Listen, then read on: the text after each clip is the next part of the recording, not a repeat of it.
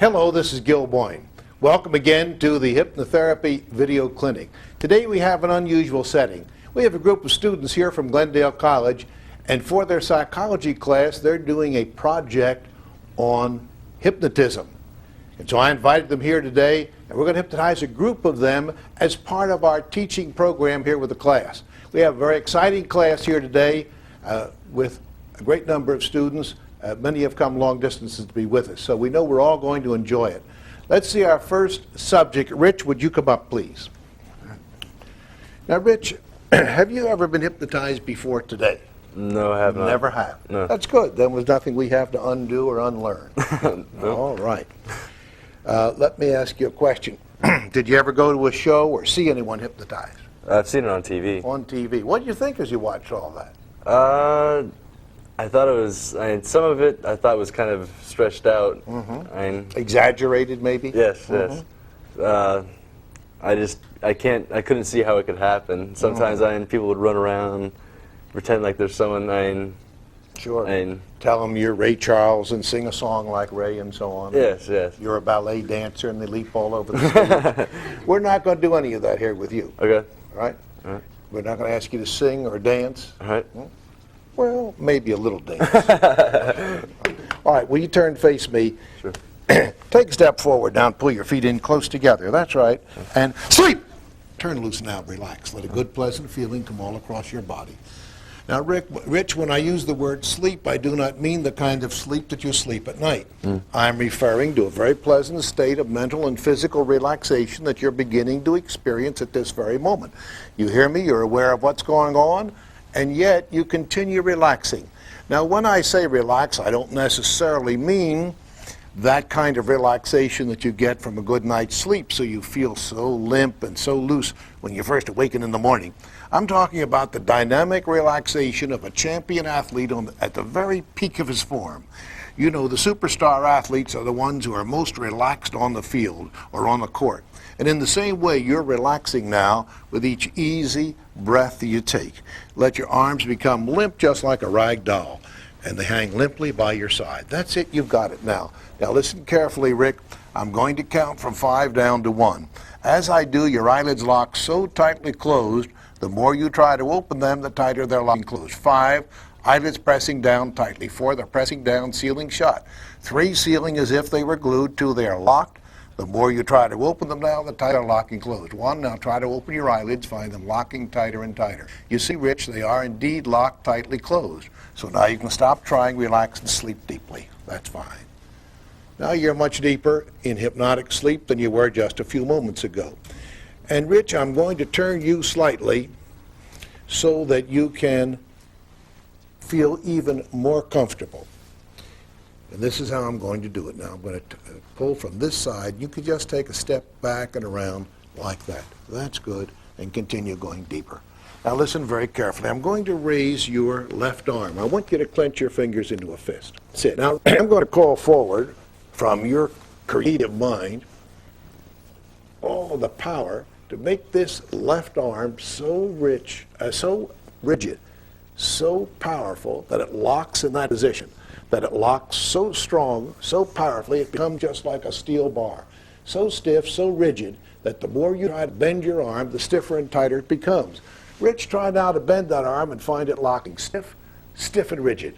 Try with all your physical strength to see how powerful it's become, and you see it's just locked in that position. Now, Rich, I'm going to tap your top of your head.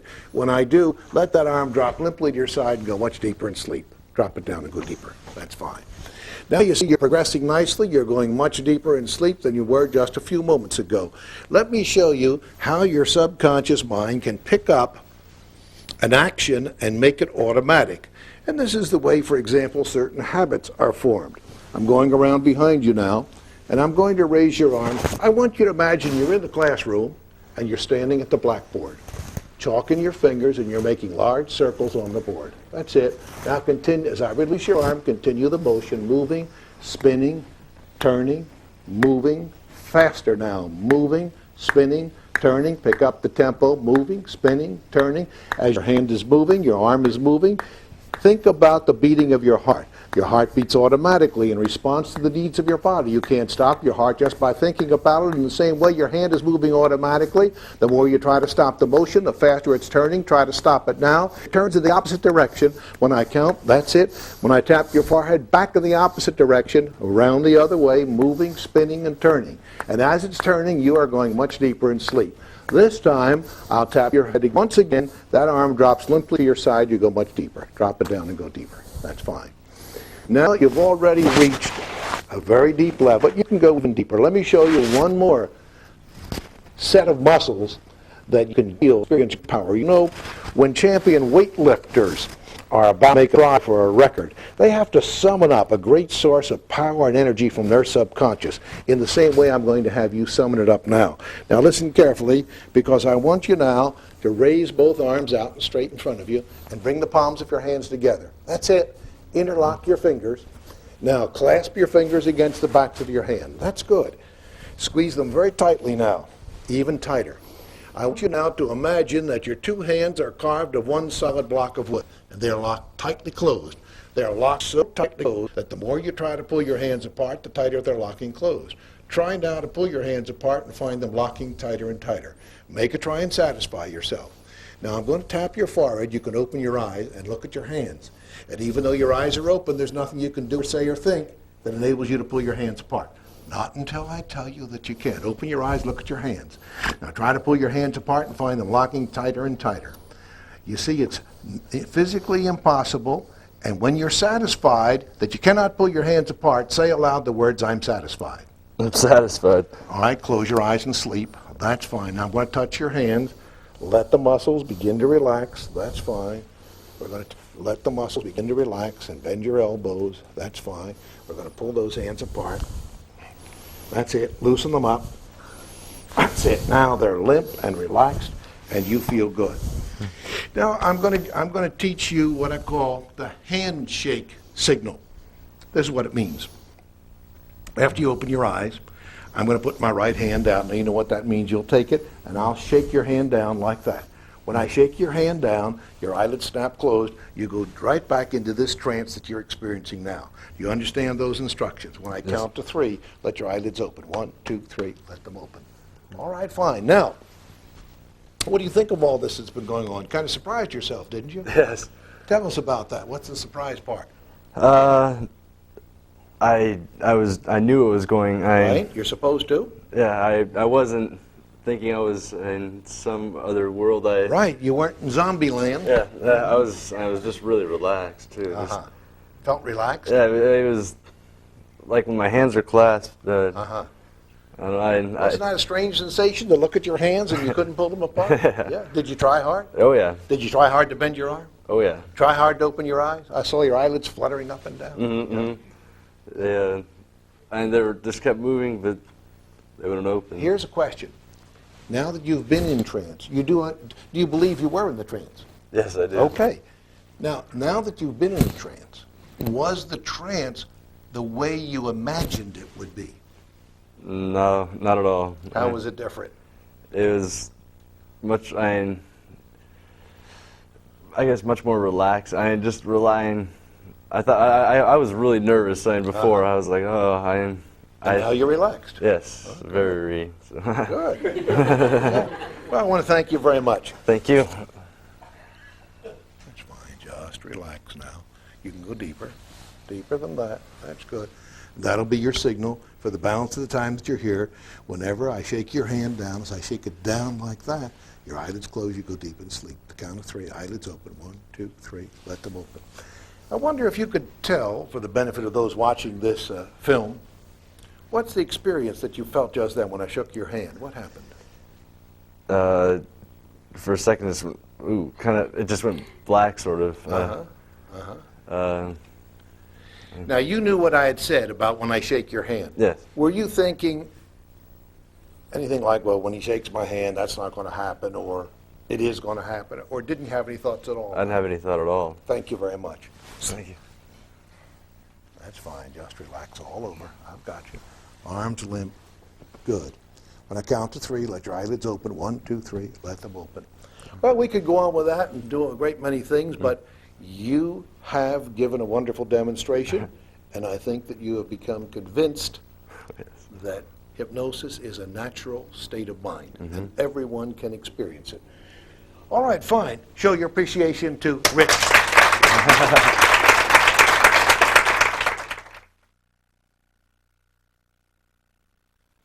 We're ready to meet our next subject, Gina. Would you come in, please? Hi. Did I say it right? Is that your name, Gina? Gina, your hands are cold. Yes. I'll bet you have a warm heart. Yeah? Or should I check that with your boyfriend? I know. All right. Have you ever been hypnotized before? No. No. Never. How do you feel right now? Scared. You're scared. Now I'm going to teach you something very important. Instead of I'm scared or I'm nervous, and next time you're in a situation like this, say, I'm excited. Say it now. I'm excited. Sure. See, because nervousness, and even that, what you call scared, is an excitation of your nervous system. It's a form of exciting the nervous system. But when you say I'm excited, that's a positive statement. When you say I'm scared, I'm nervous, you hear yourself, you know, that only increases it, doesn't it? All right. What did you think as you watched Rich up here? You know Rich pretty well, I guess. You're in class with him. What did you think as you saw him go into a trance up here and do those kind of muscular tests? Well, I believed it, unlike other things that I'd seen. I mean, You knew it wasn't on television for entertainment. You knew Rich, he wasn't going to fake it, just go along with things, right? Did it surprise you? yeah. Very much so. Did you have any idea it could work that fast? And yet, despite your nervousness, you had enough courage to come on up here and say, I'm next. All right. Let's do a little bit differently. Turn and face me, please. Okay. Pull your feet together. Take a deep breath now. Just look right deep into my eyes. That's it. Take a deep breath. Fill up your lungs. Exhale. Eyelids heavy, droopy, drowsy, sleepy. They're closing, closing, closing, closing, closing. Close them, Gina, and sleep. That's right. Let your head come forward. Let your arm drop limply by your side, like a wet rag dropping to the floor. That's it. You got it. Now, Gina, I'm going to say some of the things that I just said to Rich. I'm going to say to you all over again because they're important, and you can listen better now. When I use the word sleep, I do not refer to the kind of sleep that you sleep at night. I'm referring to a very pleasant state of mental and physical relaxation that you begin to experience at this very moment. Your legs remain strong beneath you, so you can stand here, but as you heard Rich say how relaxed he got, why, I can feel right back here that your neck muscles have grown so loose they're like a handful of limp rubber bands. And let me show you now how your mind begins to take these suggestions. As I count from 5 down to 1, your eyelids lock so tightly closed, the more you try to open them, the tighter they're locking closed. Here we go. 5, eyelids pressing down tightly. 4, they're pressing down and sealing shut. And 3, they're sealing as if they were glued. That's it. 2, pressing down, locking on the next number. The more you try to open them, the tighter they're locking closed. Number 1. Now try to open your eyelids, find them locking tighter and tighter. You see they are locked tightly closed, so you can stop trying and let your head come forward. That's it. And just go much deeper. Arms limp and going deeper with each easy breath that you take. With each sound that you hear, you continue relaxing and going deeper and deeper into hypnosis. Now, I am going to raise your arm, and then I'll drop it. Like this, I'll count to 3. 1, 2, 3, and then I'll drop your arm. Now, when I drop it, an interesting thing will occur. The number F-I-V-E will temporarily, that's 5, fall out of your mind, just for a little while. And so any effort to think that number will cause your mind to close down. It'll cause your throat to lock up if you make any effort to speak it. So when I tap your forehead, I want you to begin in your normal speaking voice, counting upward from 1, 2, and so on, and you'll find that one number has just faded away for the time being. All right, here we go. I'm raising your hand. 1, 2, 3. I'm dropping it, and it's fading, fading, fading, forgotten, and gone. Now, please begin starting with 1. 1, Good. 2, That's fine. 3, Good. 4, Good. What is the next number? What is the next number? All right, go beyond it then. 6, Good. 7, That's fine. 8, Good. 9, Good. And 10, good. Now then, how much is 1 and 1? 2, And 2 and 1? 3, Good. How much is 2 and 2? 4, And 2 and 3? 3 and 3. 6, And 4 and 4? 8, Good.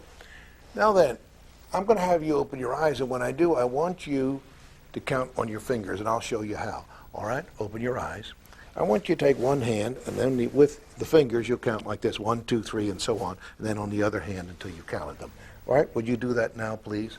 Get ready and start counting. Take the other hand and just count them off aloud. Right? okay. Let's do that. 1, 2, 3, 4, What about that one? What about that one? Well, you want to give it a number of some kind? Or go to the other hand then. 6, 7, 8, 9, 10. Okay, now you got the right total, but you missed one, so start again. 1, 2, 3, 4. What's happening there? Can't How say long, it. how long have you had this problem? 6, 7, 8. What kind of marks do you get in math? Oh, they're low. Low. I could have guessed that, Gina. Just sleep and relax. That's good. Now look, I'm going to raise your hand, and when I do, I will once again drop it. And when I drop it this time, temporarily, you'll forget your own name. Just like with that number, you'll forget your own name. Your mind will go blank. Your throat will lock up if you try to say it. Here we go. 1, 2, 3, dropping it. You're forgetting, forgotten, and gone. Now, Gina, what city do you live in? La Cañada, La Cañada. What state is that in? California. What day of the week is this? Wednesday. Wednesday. What is your name? You've forgotten your name. You've forgotten your name. I'm going to remind you what your name is. Your name is Hortense Dingeldorfer. Hortense Dingeldorfer. Whenever I say, what is your name, or tell me your name, you instantly reply, Hortense Dingeldorfer. What is your name? Hortense Dingeldorfer. That's correct. Now I'm going to have you open your eyes, Hortense, and when I do, we're going to talk a little bit about this, and you know your name very well, Hortense Dingeldorfer. Open your eyes. Good. How does all this feel to you? Not much different than not being hypnotized, is it? Right? Tell me your name. Hortense Dingeldorfer. Are you sure? Is that a German name? Sounds German. What is it then? How long have you had that name? Not long. Not long. Could you possibly remember, or maybe you've forgotten the name you had before you had Hortense Dingeldorfer? Can't remember that? No. Well, maybe you better hang on to this one then, if you can't remember the other one. So when you go to school, you'll tell the teacher, change the book and put it down for what? Hortense Dingeldorfer. Dingeldorfer. Just sleep and relax. Okay. Now, Gina, I'm going to raise your hand once again, and when I drop it, you'll remember number 5 in its proper sequence. You can do all mathematical solutions and problems that involve number 5. You'll remember your true and correct name only. You'll remember that Hortense Dingeldorfer was simply a funny name that you temporarily accepted as a result of a suggestion. Is that agreeable to you? All right, here we go. 1, 2, 3, and we're dropping it. Now, you may, and number 5 is restored. You remember your true and correct name. 2 and 3 are how many? 5. And your true and real name is? Gina. Gina. Open your eyes. Wasn't that strange? Talk about how that felt to you when you were believing that you couldn't say number 5, couldn't think of number 5 or your name. What was all that about? What was going on in your mind, I guess, is the question. I knew that I was missing a number, but I just couldn't say it. It Couldn't was say like, it. Locked in your throat. And your name? I couldn't remember. It's Hortense Dinkeldorfer. All right. Thank you very much. Show your appreciation to Gina. Let's take your microphone off first. We're back again with subject number 3. Tell me your name. Laura. Laura, welcome. That's my daughter's name, Laura. She lives way back in the east in New Jersey. Yeah. Laura, have you ever been hypnotized? No. No. No. What did you think now to see 2 of your classmates, first Rich and then Gina, come up here, and you saw certain things that maybe were unusual, to say the least, huh? Well, with Richard was scary. Uh-huh. Watching him, you know, just almost seemed like he had no control over his body. And then Gina was a little more funny. Because I did more muscular control tests with him and more mental control tests with her. Yeah. His was a little more, because it was structured in such a way, it makes him look helpless in that muscular thing. Yeah. Yeah. And you know, that's what most people fear about hypnosis, that it's going to take away their control, or someone's going to control them. Actually, it's just the opposite.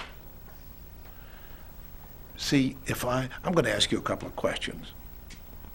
Can you relax every muscle and nerve in your body in just a matter of, say, 15 to 30 seconds, whenever you want to? No.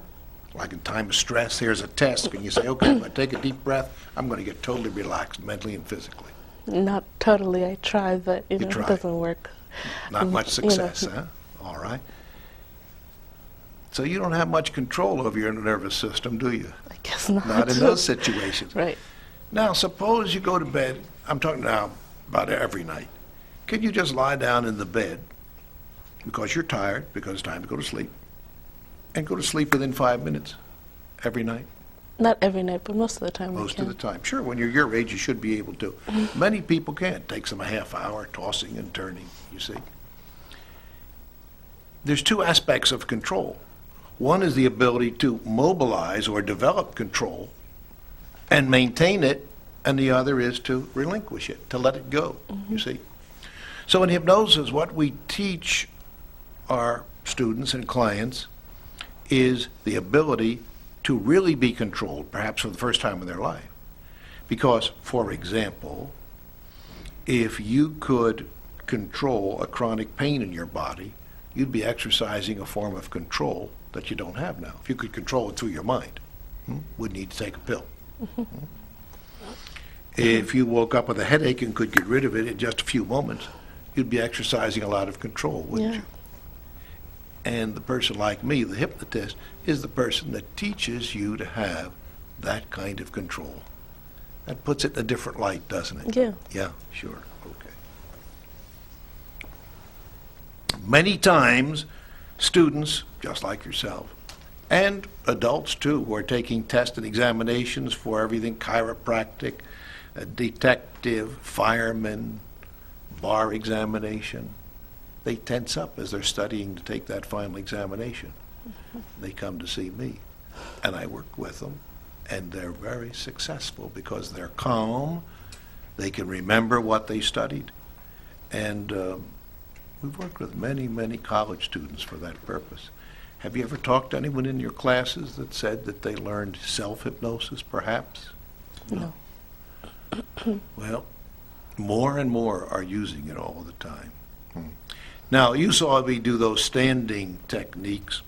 I want to do something in a seated position so that the students here can see that there's other ways of approaching it. Is that agreeable to you? Okay. All right, fine. I'm going to bring these 2 fingers up in front of your eyes in a moment, like that. And when I do, I want you to follow them with your eyes, wherever I move them. Now, I will move my fingers down. Look at my fingers, not at me. As I move my fingers down, follow them with your eyes. And when they get down here below your chin, just let your eyelids close down. Can you do that? All right, fine. Now, fix your eyes on my fingertips. Now, don't speak or nod your head unless I ask you to. Don't speak or nod your head unless I ask you to. For I know that you hear me, I know that you understand me, and I know that you can follow all these instructions. Now follow my fingers as I move them down, and now just let your eyelids close down. Now, Laura, I'm going to ask you to relax every tiny muscle and nerve. This is your first lesson. To relax every tiny muscle and nerve in and around your eyelids. I want you to relax them so much they wouldn't work even if you wanted them to. I want you to relax them so much that they wouldn't work even if you wanted them to. When you know that you've relaxed them that much that they wouldn't work if you wanted them to, let your head nod yes. When you know you've relaxed them that much, let your head nod yes. All right, fine. Then, since you know that, you may, if you wish, make an effort to open them, and you'll see they just don't want to open. All right, now close them down. Now you got it about 50%. Let's take another step forward. Let's say one more big step. And this time, relax them so much that they wouldn't work even though you might want them to. This may help you. Think of those eyes like two window shades. Now the window shades cover the windows, those are your eyes, and they've been pulled down to the bottom. Now in your imagination, you see yourself reach out and try to run the shade back up, but it won't go up. Do you know why? Because all of the tension in the spring up in the roller has been unwound. The only way those shades would go up is if we rewound the tension back into the roller in the spring and then rehung the shade, then it might work. Now, just see those window shades, that's your eyelids pulled all the way down to the bottom. Always go from the springs up in the roller, so there's no way for them to roll back up until we fix it. We can do that in just a moment. And when you hold that picture clearly in your mind, let your head nod yes. That's fine. Now you see when you make that effort, this time you'll be 100% successful. Not even 60 or 75, but 100% successful. When you're satisfied yourself, they don't want to open, let your head nod yes. All right, fine. So you see you're already demonstrating the power of your mind. Now, I'm going to rest your hands here on your legs like that. And in a moment, I'm going to raise your right hand. Laura, I will do it by grasping your thumb like this. Then I'll raise your hand. Now, when I raise it, Laura, let all of the weight hang limply here between my fingers. All right, now I'm raising your hand. Good, that's perfect.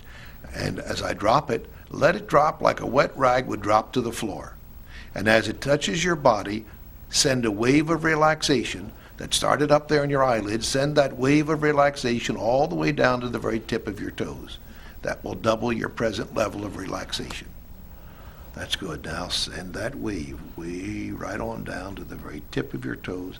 And now you'll realize you're twice as relaxed as you were just a moment ago. I'm going to do the same thing with your left hand and left arm. And I will do it by grasping your finger like this. As I raise it, as you did before, let all the weight hang limply. And when I drop it, let it drop like a wet rag drops to the floor. When it touches your body, send another wave of relaxation from the upper head all the way down to the very tip of your toes. That will double your present level of relaxation. Good. Send that wave of relaxation, and as you do, you're twice as relaxed as you were just a few moments ago. And your head can come to its most comfortable position, which feels just right. Now your body is relaxed. I'm going to show you how relaxed your mind has become. When I touch your forehead, I want you to begin counting from 100 backward in this way. You count 100, and then you say, deeper asleep. Then you count 99 and say, deeper asleep. 98, deeper asleep. After counting just a few numbers, you'll find the numbers have faded and drifted away. You'll find that you've been able to just relax them right out of your mind. When I tap your forehead, begin counting in your normal speaking voice, counting backward from 100, repeating the words deeper asleep after each number you count. Please begin. 100, deeper That's asleep. good. 99, deeper Fine. asleep. 98, deeper asleep. Now start letting the numbers fade off into the distance. 97, deeper asleep. Mm-hmm. 96, deeper asleep. Now start relaxing them right out of your mind. 95, deeper asleep. Mm-hmm. 94, deeper asleep. 93, deeper asleep. Mm-hmm. 92, deeper asleep. Now let the numbers start fading. Send them right off into the distance.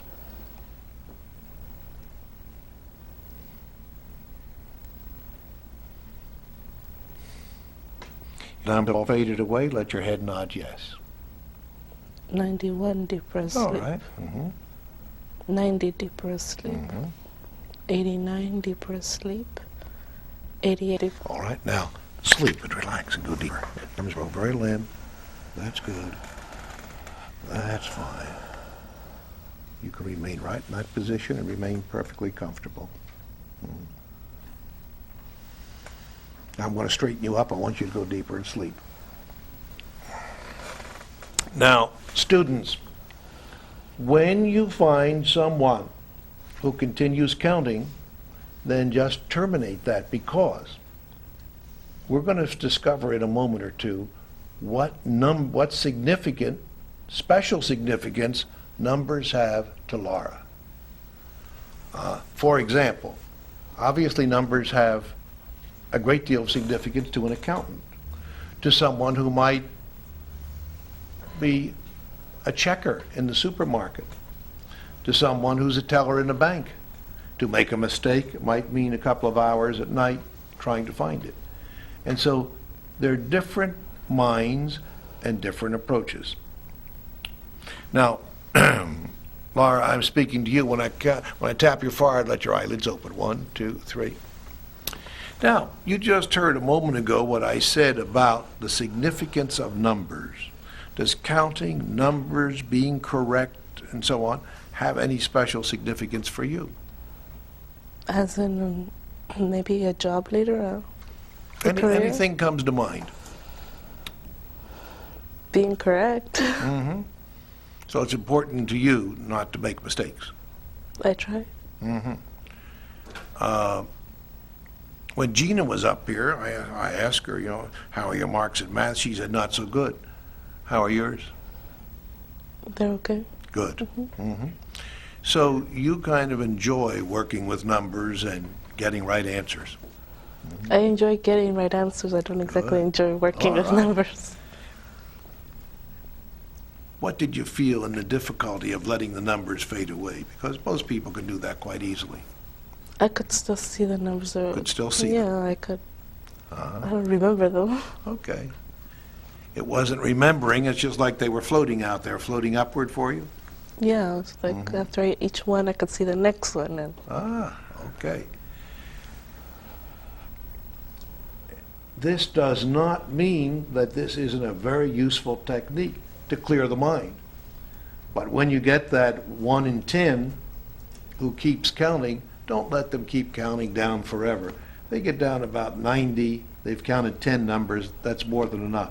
I just usually use the command sleep, because they're in a trance to begin with. And all you're trying to do is deepen them. Get that relaxation of the mind, where the mind becomes too relaxed or too lazy to do a simple routine task, like counting backward and saying a couple of words. So you almost got there to get the mind fully relaxed, huh? You have trouble quieting your mind when you go to bed at night? sometimes. Sometimes, okay. Put your hand on mine, like this. Now, here's what I want you to do. Let me get into position here.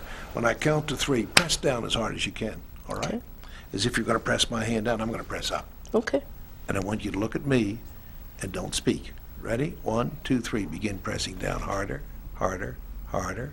Your eyelids heavy. Begin closing, closing, closing. Close them, close them, close them, and sleep. That's fine. Let every muscle and every nerve now grow loose and limp and so relaxed. That's it, no concern, just going deeper and deeper and feeling good. You see, that's a sign of trance. The subject doesn't have any concern about their equilibrium. That's why often they'll just slump over into a chair.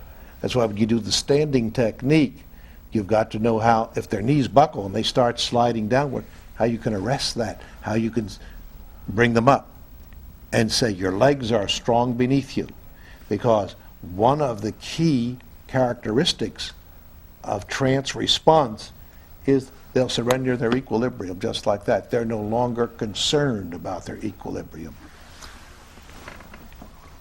When I count to 3, straighten up. 1, 2, 3. Let your eyelids open. Now, as you've been going in and out of trance, a couple of times you were kind of leaning way over. Were you at all concerned about your posture, your equilibrium, or falling, or any of those kind of things? No. No. Just felt perfectly comfortable? Yeah. Yeah? All right. Show your appreciation to Laura.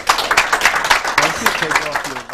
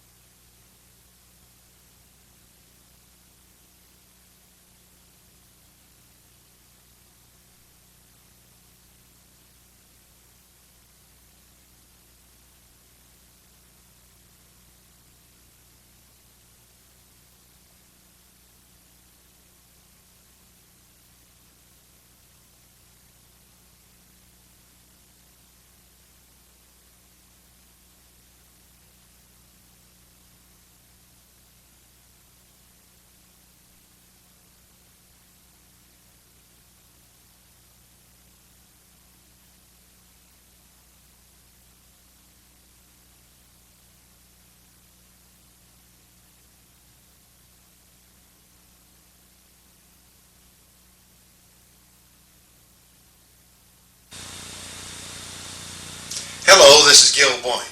Welcome again to the Hypnotherapy Video Clinic.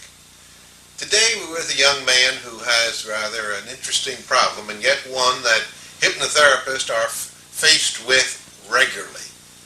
Let's meet him now. Your name is Damien? Damien. Damien, how can I help you today? Well, I've been to 4 hypnotherapists, and Now, have you been to 4 different hypnotherapists or one hypnotherapist 4 times? one hypnotherapist 4 times. Okay. And I don't feel that I've been hypnotized deep enough, or that I feel I've been hypnotized deep enough. All right. Now, it's a little bit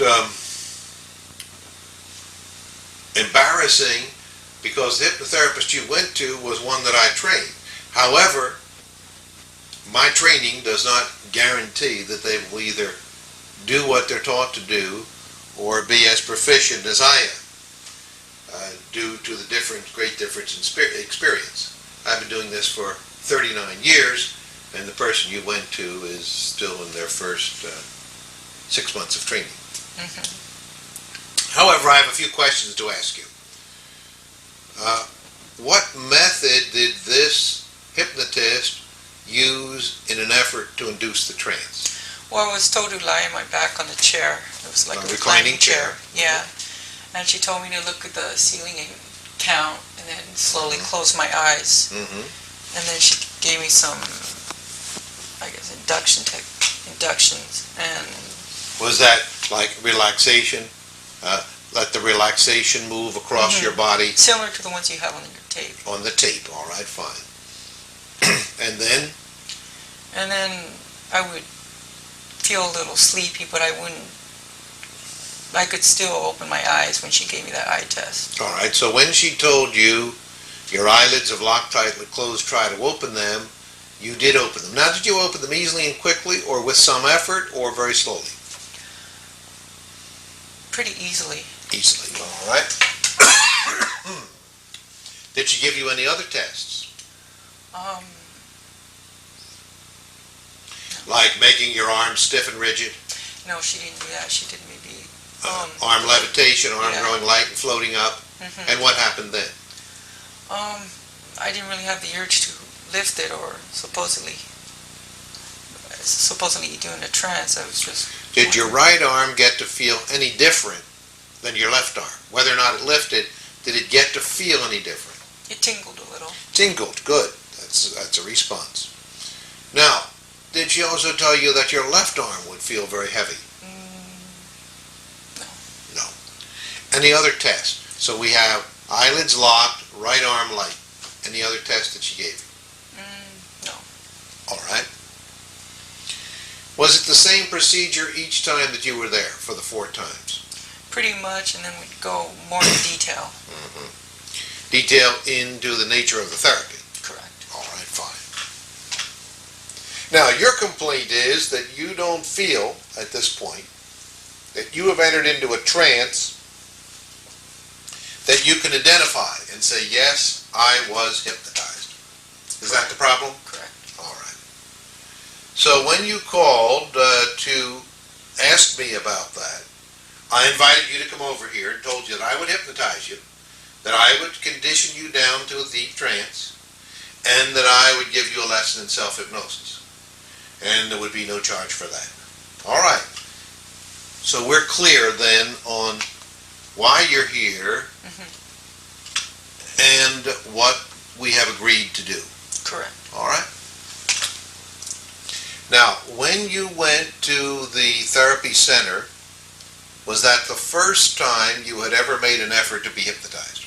No, I went to one before in Arcadia. Male or female? I'm asking you because this one that you went to 4 times is female. Now, how about in Arcadia? Male. Male. Young man, middle-aged, old? Old. Old. I'm old. Was my age or older?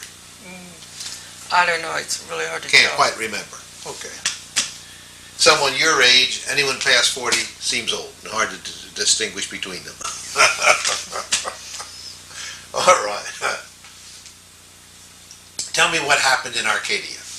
Well, he would tell me to lie in a chair and close my eyes and try to put me in maybe a deep trance, but he was kind of hesitant. Didn't feel that he had confidence. All right. How many times did you go there? 3 times. 3 times.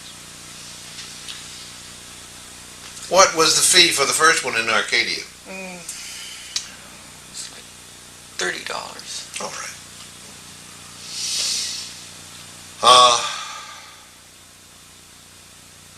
Any other circumstances in which you set out to be hypnotized, even if it was in a nightclub or on a stage or at a party, anything at all? All right. So to your knowledge, you have never been, quote, in a trance that you recognize as a trance? One time I was lying on a couch and I was very sleepy, and I just felt going into a slump with my eyes open, and All right. I thought that was a trance. There was I was comparing that. All That was right. something I was comparing it to. That probably was a form of trance you were in, but there are many different forms of trance, many feelings to trance.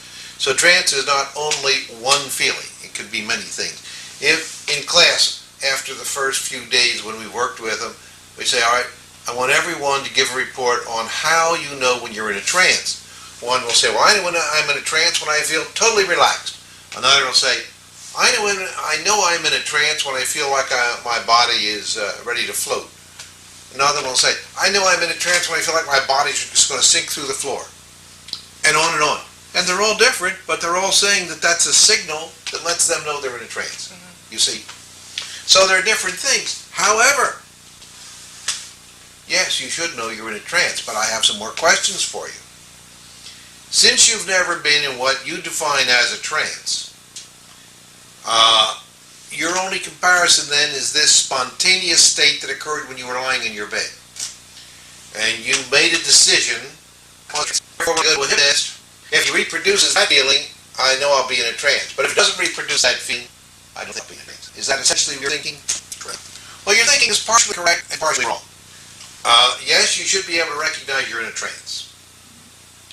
The second part is, it may not feel at all like that experience you felt lying in your bed. It may feel quite different. But you'll be able to say, yes, I know I was in a trance. Now, have you ever seen any other person hypnotized? Just on the videotape you showed. Right. A little while ago, I showed you one of our class lessons on rapid inductions. That tape lasted about 45-50 minutes. As you watched it, what were your thoughts and feelings? It's been pretty impressive to go through that. What was impressive about it to you? The people came out so relaxed. Do you ever manage to get that relaxed on your own? Sometimes. What method do you use to get relaxed like that? Just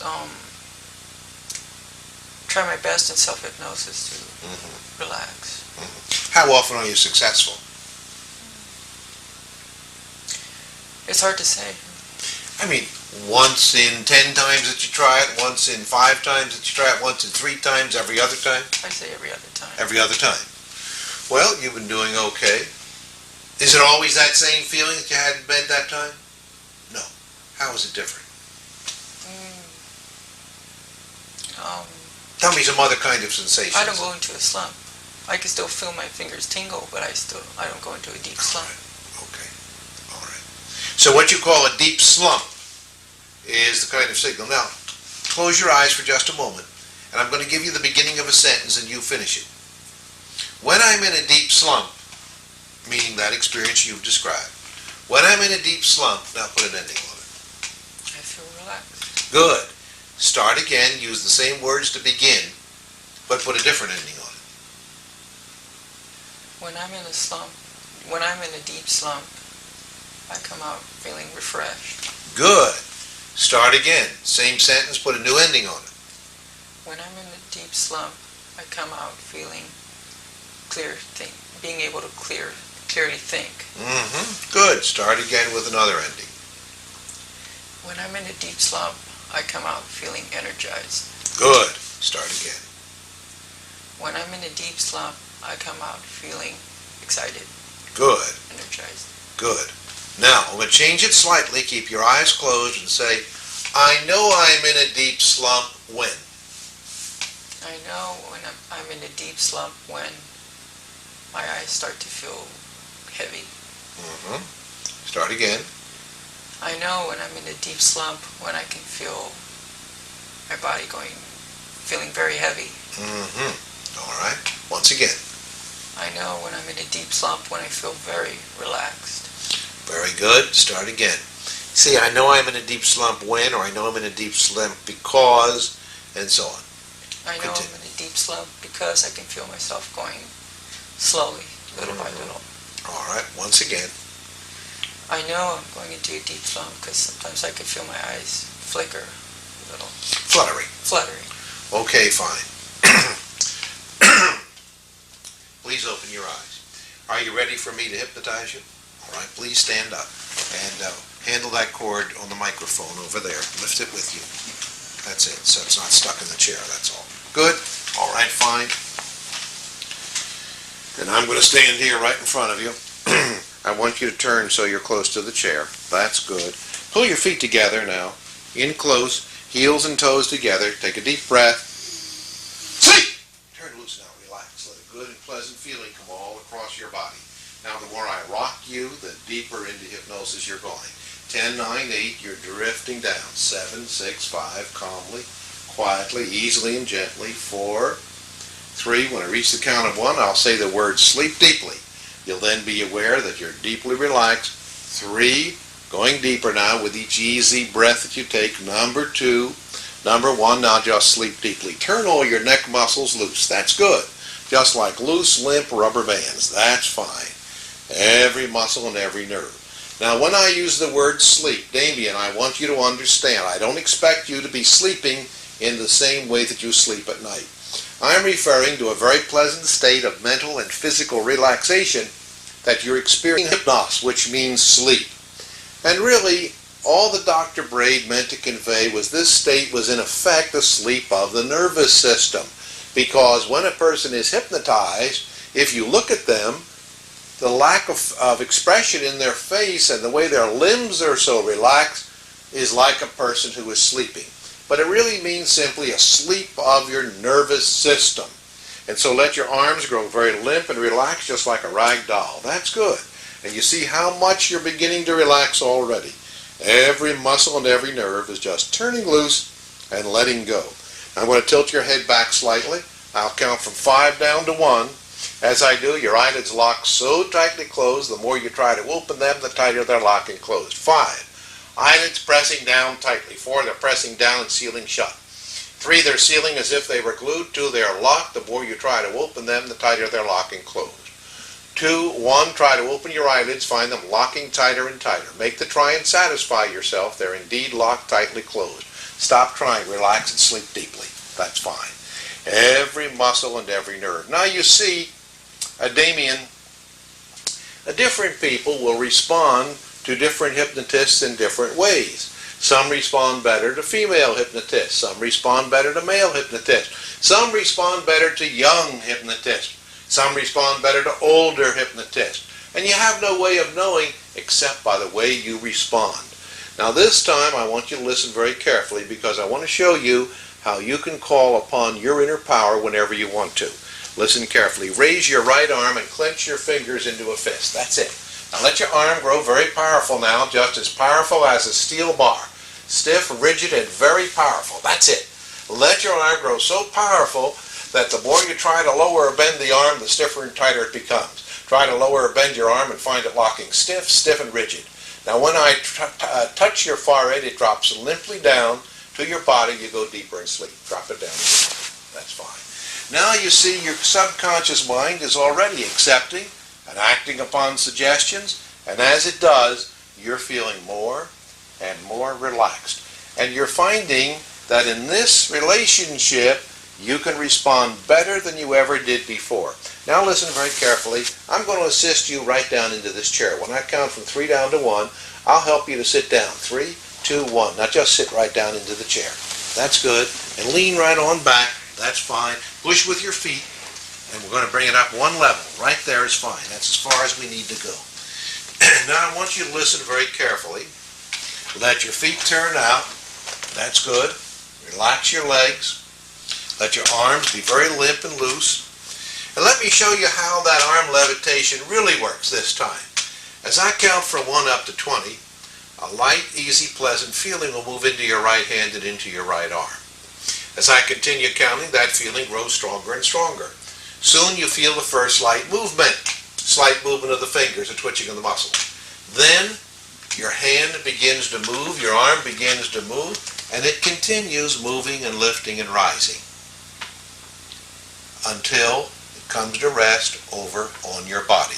Now it may come to rest on your chest, or maybe up on your chin or your cheek, or even up on top of your head. Wherever it goes, just let it continue.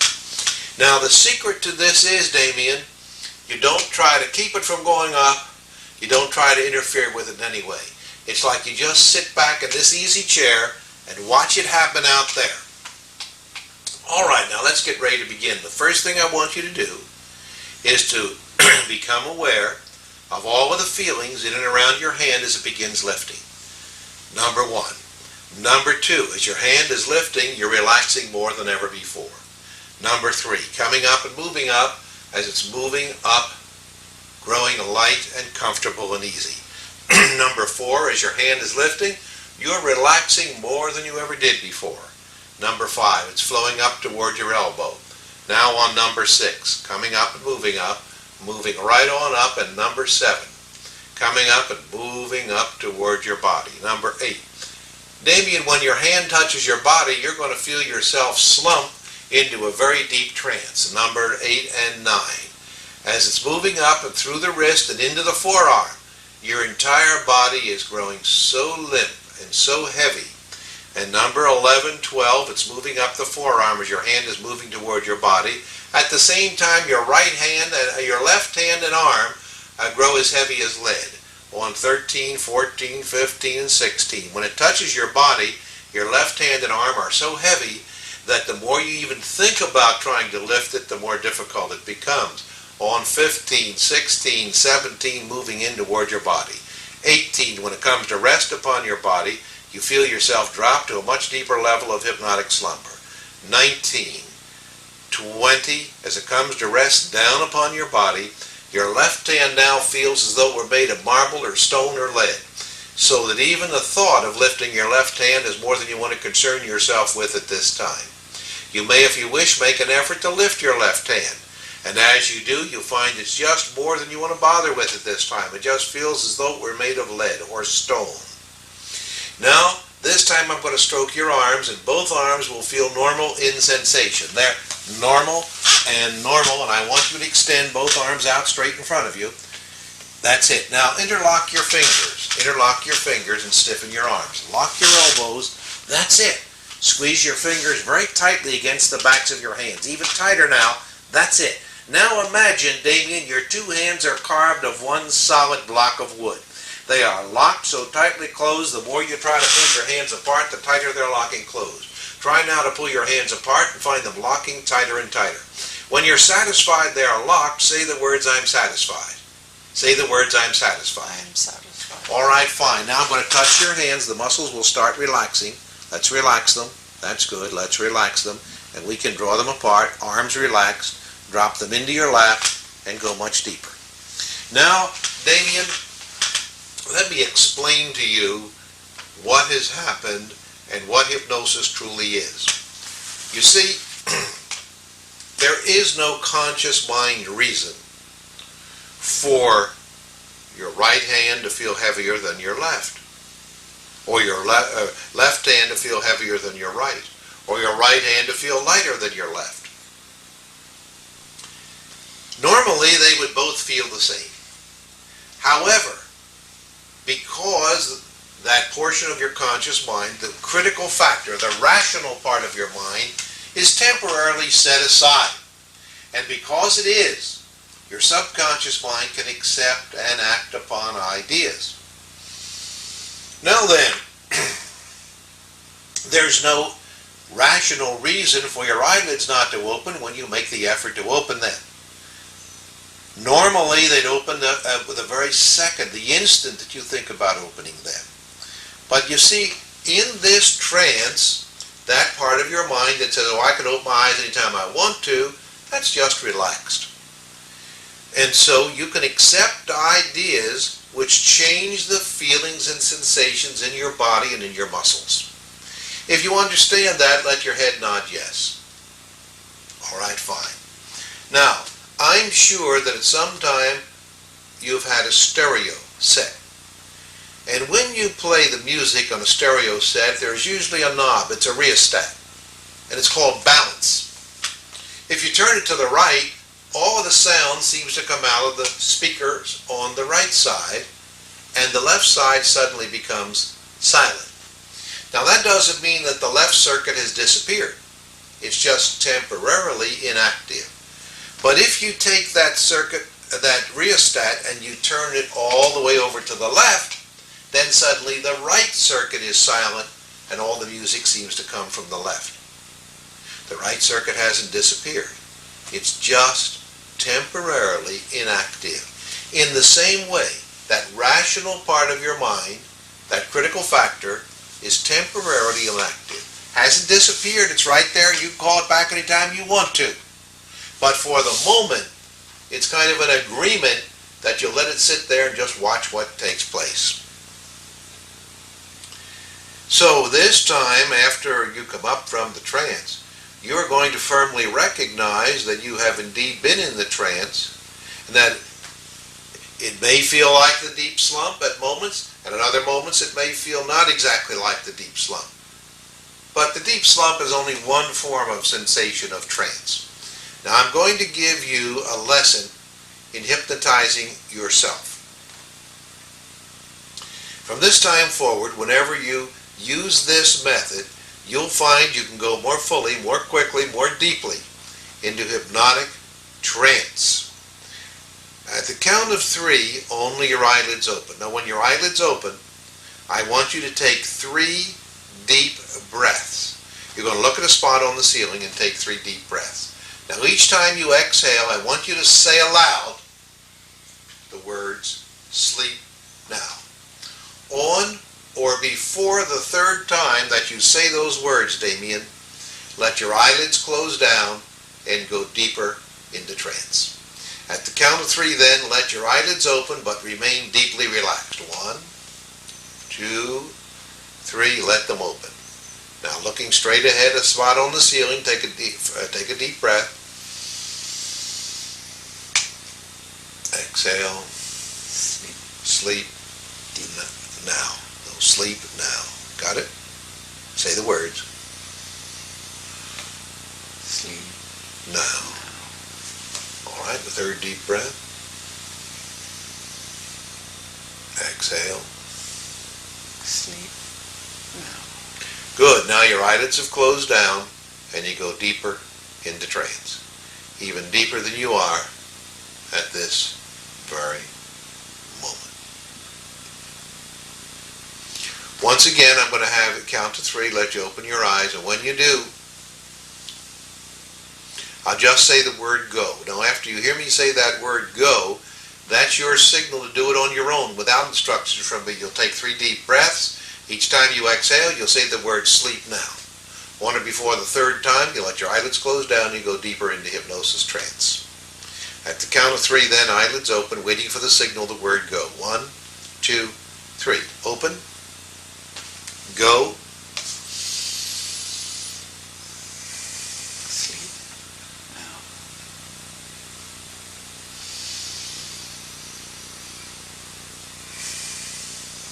Sleep now.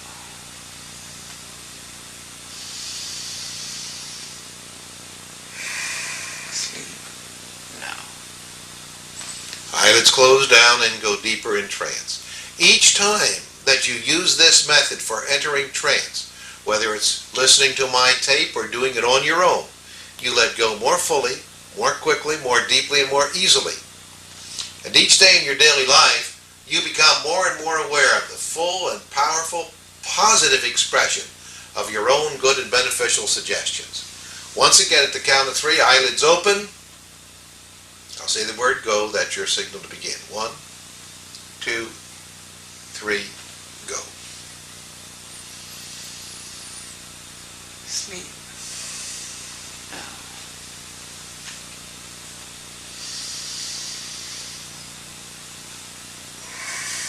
Sleep now.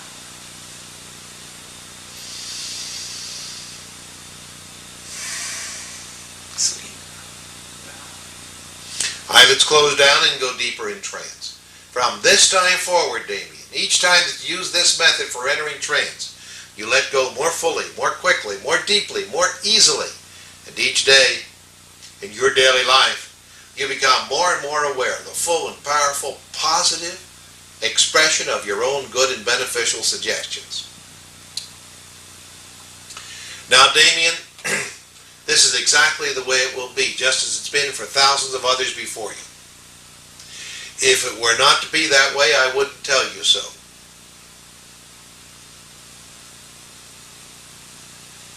In just a moment, I'm going to count from 1 up to 5. At the count of 5, I want you to let your eyelids open. You're calm, rested, refreshed, relaxed. You feel invigorated, full of energy, excited. You feel wonderfully good, and what's more, you know now the true nature of trance. One more thing. Quickly now. Who do I remind you of? My dad. What qualities do I share with your dad? Very bright. Mm-hmm. All right, very bright. Anything else? Protector. Good. Very bright and a protector. 1, slowly, calmly, easily, and gently, returning to your full awareness once again. 2, each muscle and nerve in your body is loose and limp and relaxed, and you feel good. 3, from head to toe, you're feeling perfect in every way. Totally relaxed, excited, and feeling good.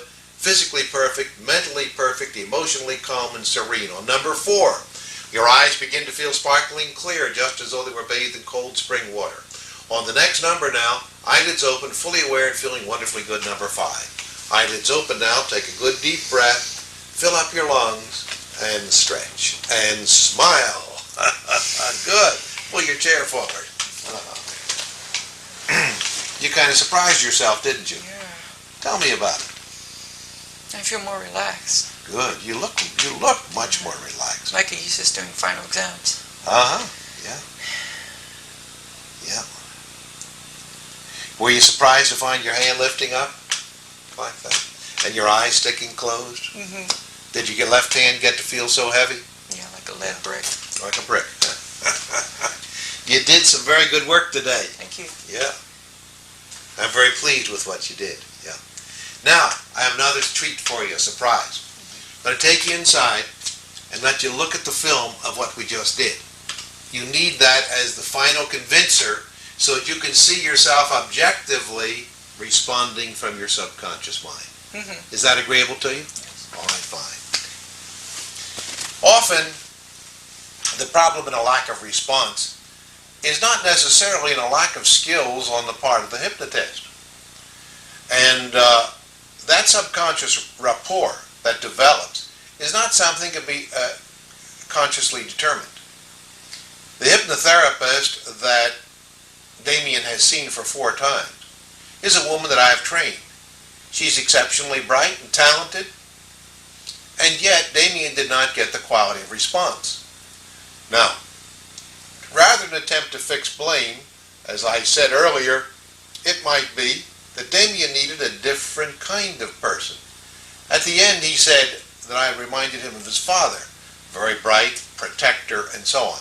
That sounded as if, in that identification, there was a lot of security, and it may well explain why Damien felt free to respond with me in a fuller and more complete way than he had been able to respond with 2 different hypnotists previous to today. So consider the fact. 1, are you doing all the necessary procedures to help to convince your subject? And number 2, are you the right person? Have you been able to establish the right quality of relationship with that person? Damien said the first hypnotist he went to in Arcadia seemed to lack confidence. There's another factor that was isolated as to why that subject does not respond. So think about it when you have a subject that seems to have a difficult time responding.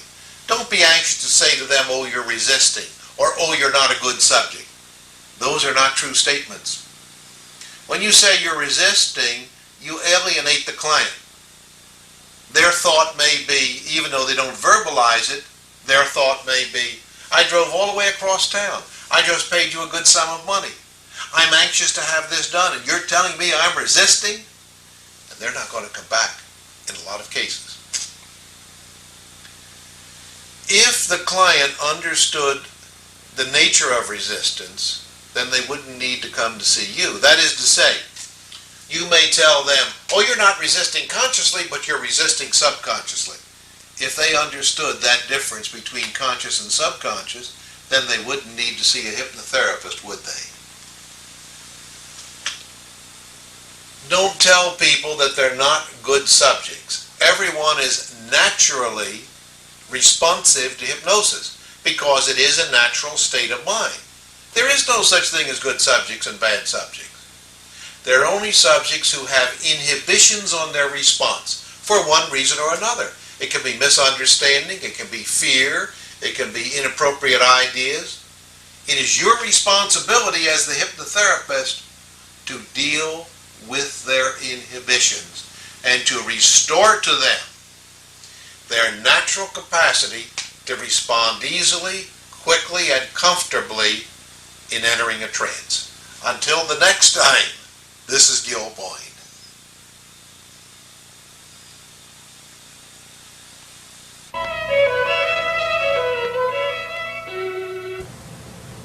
Hello, this is Gil Бойn. Welcome again to the Hypnotherapy Video Clinic. We're here today at our 4th International Hypnotherapy Conference. And one of the participants at the conference asked me if I would do a little work with him. So let's find out more about it. Welcome. Your first name is? Bob Bob. Robinson. How can I help you today, Bob? Well, I'm having difficulty in self-hypnosis. I do not have the difficulty with my clients, but I have no empathy with them. I don't know what's happening because I have no ability to hypnotize myself, apparently. Well, what you just said was, there were a couple of statements there, true and false. You can't really be the most effective hypnotherapist unless you can hypnotize yourself, program yourself, and generate results from your subconscious mind. Good. There is a film that was made by the British Broadcasting Corporation when they did a series on hypnosis a few years back.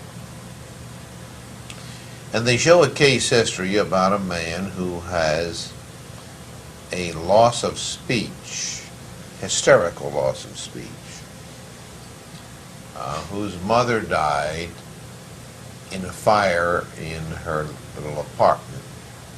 He feels guilty that he wasn't there, and in trance he is able to speak.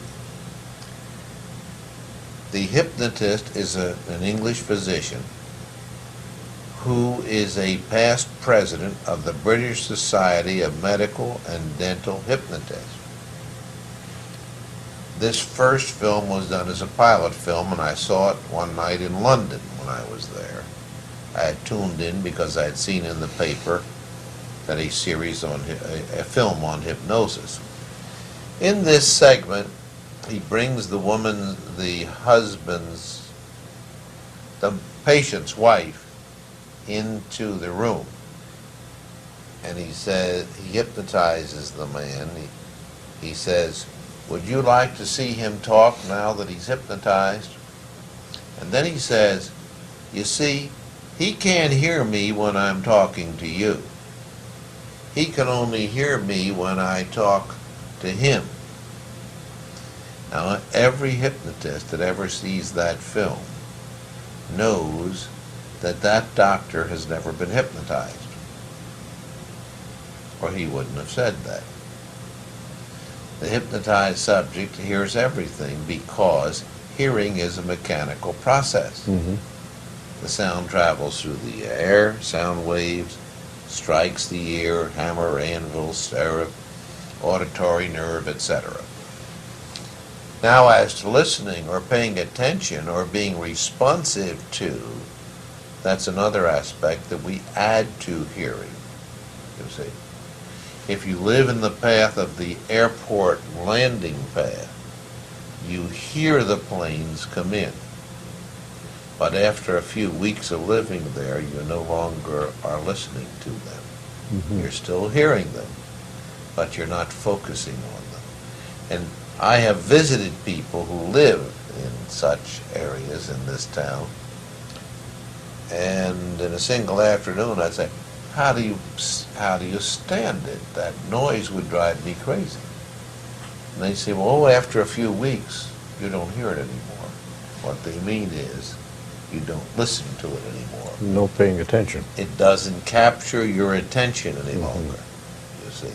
How do people work in factories where there's tremendous sound levels? Have you ever noticed, after they've worked there a few weeks, they can talk to each other in almost a conversational tone and hear each other perfectly. So it is true that to be the most effective hypnotherapist, you've got to know how to go into trance and direct your own subconscious mind to work in your behalf. Because when you do that, it gives you a feeling of confidence that radiates outward. Aside from the subjective experiences that you have, you know out of your own experience that there's an inward intelligence that is your divine connection, and that you, through entering into this, I call it state of grace, have an ability to direct that energy so that it works for you instead of working against you. Now, the second part, what was that you said? Well, the empathetic association with the individual, and I said that I don't have the ability, or I haven't found the Now, ability that to was part hypnotize one that I'm myself. just covering. What was the second thing? I said that's true and false. The second part was false. What was it? But I don't have the ability to hypnotize myself.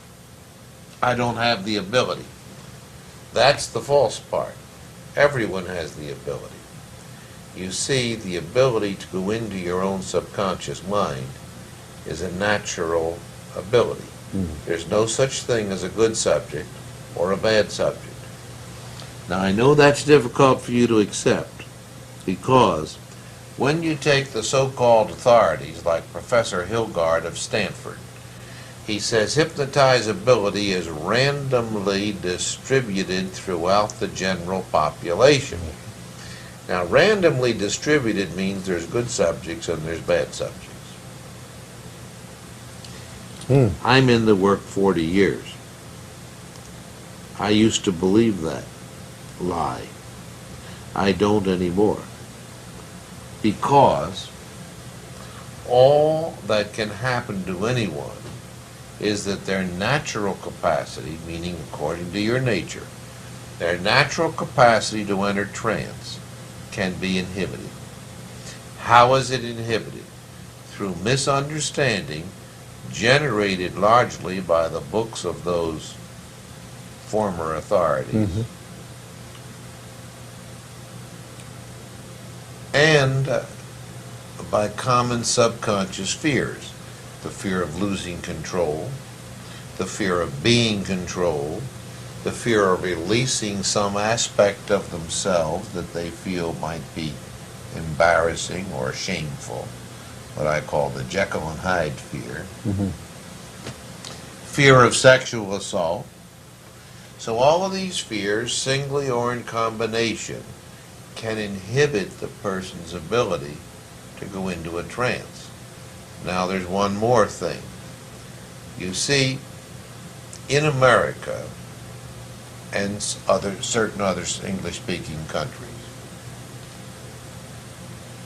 all psychotherapy begins, the training begins with the psychoanalytic concept of the unconscious mind. We are told the unconscious mind is made up of the id, the ego, and the superego, and that the id is a pool of restless and primitive and destructive energy. And we must spend our lives attempting to re-socialize that energy, else our lives will be ones of havoc and destruction. The problem with the theory of the unconscious is it is Marxist and atheist. Today, of course, the euphemistic word for atheism is humanist.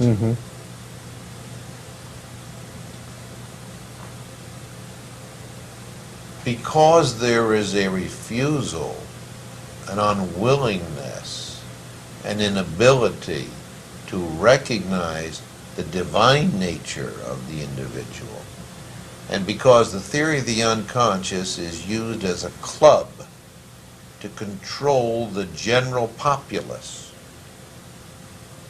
through coercion, which goes like this. If I'm the psychotherapist and you're the client, and you try to talk to me about your unconscious, I can say or communicate this message. Don't try to tell me about your unconscious. You don't know anything about your unconscious because it's unconscious to you. I studied about the unconscious and even had my own unconscious analyzed. I'm the only one can tell you about your unconscious. So shut up and keep writing the checks. I've heard that before. The other part of it is this. Whenever any other system of mental, emotional, or spiritual healing is presented, sooner or later, the psychiatric, psychotherapeutic community will find ways to get into the media and say, but they're not trained in the dynamics of the unconscious. And they may be well-meaning, but they're a threat to public health and safety. That's said about every alternative human service, health science provider, if they're not part of the establishment. So out of that comes a belief in many people. I've got this terrible, primitive, destructive id, and if I go into a trance, Lord knows, all hell might break loose. That's called the fear of losing control. Control of what? Control of the id.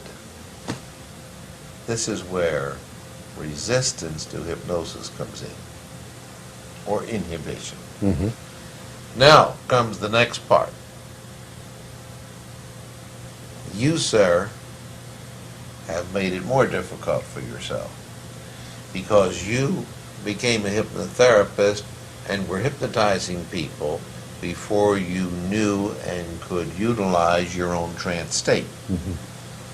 Therefore, your misunderstandings about hypnosis have been compounded by the fact that your knowledge about it remains objective, cognitive, intellectual, rather than that of your personal subjective experience, which amplifies and enriches the rest of that learning and validates it, you see.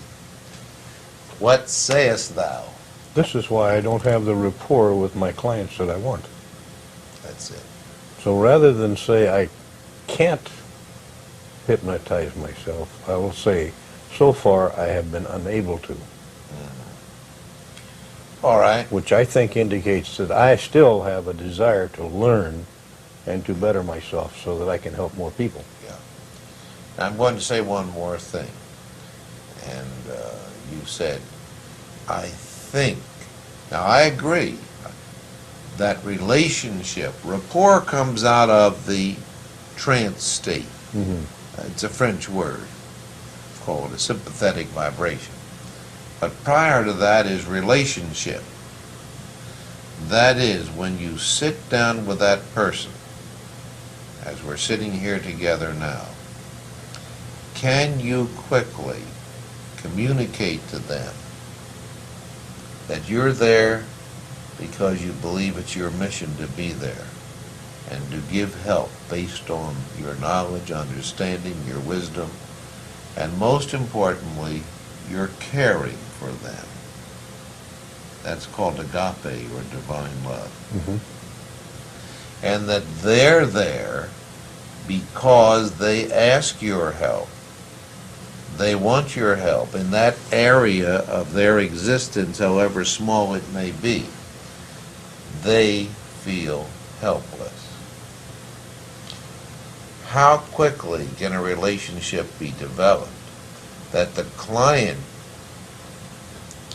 can overcome any subconscious fears, quickly have a feeling of trust sufficient to surrender, because that's what we ask for. That you surrender to your own inner being, which has its own protective devices, will not allow you to act against your own value system. In that surrender, and I think this is what you're really asking for, you come to recognize that you, sir, lack control. Rather than being in control, you lack control. Now, why do I say that? Because you can't relinquish control when you want to, Okay. in your own behalf, in your own desire, because you want to, because you need to. That's a person with control that can exercise it when it's appropriate and can relinquish it when you're appropriate. I want to give you perhaps a man-to-man kind of illustration. In physical lovemaking, you don't consciously, intellectually direct yourself to have an orgasm. You allow it to occur. You get out of the way and you let your feeling self take over and take you where you want to go. In a similar way, not identical, but in a similar way, hypnosis is achieved in that same way.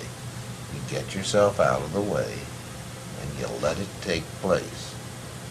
Now, the inhibition that I talked about, most hypnotists classify, based on books they've read, subjects as highly hypnotizable or medium or poorly hypnotizable or not hypnotizable.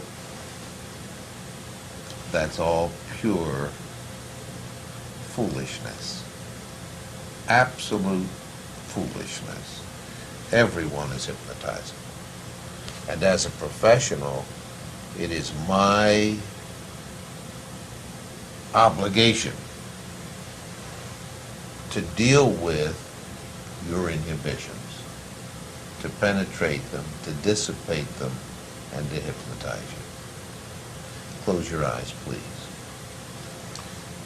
We're going to do a little exercise which can be quite revealing. I will give you the stem of a sentence, and then I want you to complete it. I will ask you to complete it perhaps a number of times. Each time that I do, I'll ask you to put a different ending on it. The stem begins like this. If I ever go into a deep trance, please repeat that. If I ever go into a deep trance, Put an ending on it. Quickly. I hope that I'll be able to accomplish what I'm intending to do. Start again. If I Yeah. ever go into a deep trance. I use the word I hope. If I ever go into a deep trance, I will accomplish that which I have set out to do. All right, that's good. Start again. Put a new ending on it. If I ever go into a deep trance, I will accomplish all those things that will enable me to establish a relationship with the client of trust. Now, so far, you've said the same thing as an ending in slightly different ways and with little elaborations. So we're looking for additional information. If I ever go into a deep trance. If I ever go into a deep trance, I will enable myself to accomplish all those things that I desire. That's exactly the same as the first three. Same as the first three. I want you to put a different ending on it. If I ever go into a deep trance. If I ever go into a deep trance, what is holding me back will be surrendered. That's good. Start again. If I ever go into a deep trance,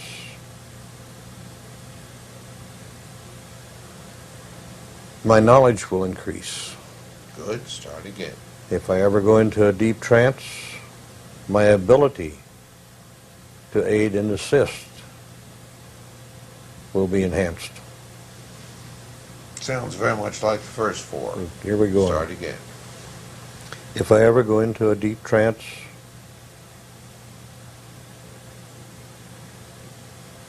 all of the old social mores and inhibitions will be dispersed. All right, we'll change the stem slightly now. Once I'm in a trance, Once I'm in a trance, put an ending on it. I will accomplish all things I have set out to do. Start again. When I am in a deep trance,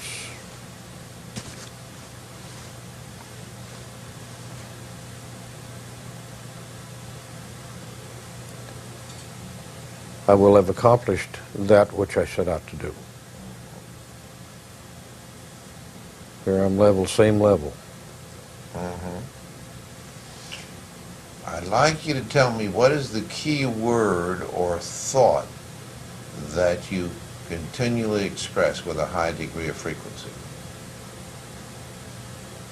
Relationship, No? Accomplish. accomplish, okay. Now, if we take that as a key word and flop it over on the other side of accomplish, and we take the antonym, what is it? Failure, Exactly. So then, afraid of failure. yeah, you have now identified your greatest fear. That's a big step, isn't it? Now say it so you can hear it. I have identified, Say, I know that I have been afraid of failure. I know that I have been afraid of failure. Good, now we have a starting point. Is that true or false? It's so true. It's true. It just came out like a blaze of light. All right. Fear of inability to accomplish. Exactly. You have defined it exactly. Hmm. Now I'd like you, with your eyes remaining closed, to just let that fear of inability to accomplish, fear of failure, to start tracking in your mind. Does it relate to any lifestyle, any patterns, any scripts, any systems, any traditions in your family, anything at all that comes to mind? I'm afraid I'll fail. I'm afraid I'll fail because I have been a failure in the past at many things.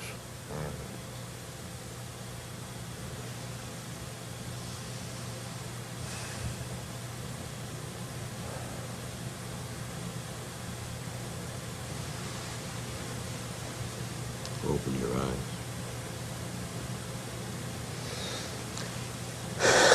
Your eyes are very moist. There's a lot of feeling up in them right now.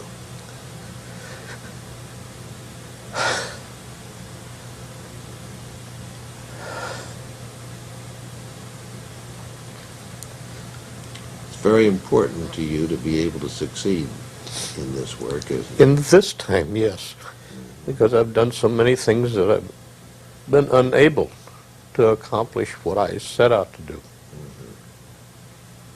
Even my marriage is a failure.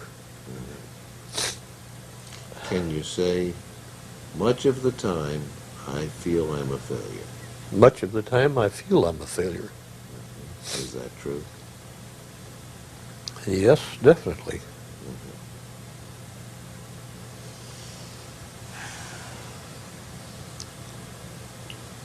Look at me. Are you ready for me to hypnotize you? Yes, I am. Okay, fine. Stand up.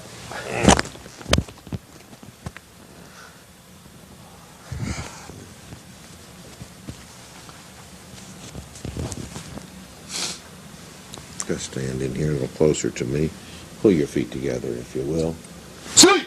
Turn loose now. Relax. Let a good, pleasant feeling come all across your body. Let each muscle and nerve begin to grow loose and to limp and so relaxed.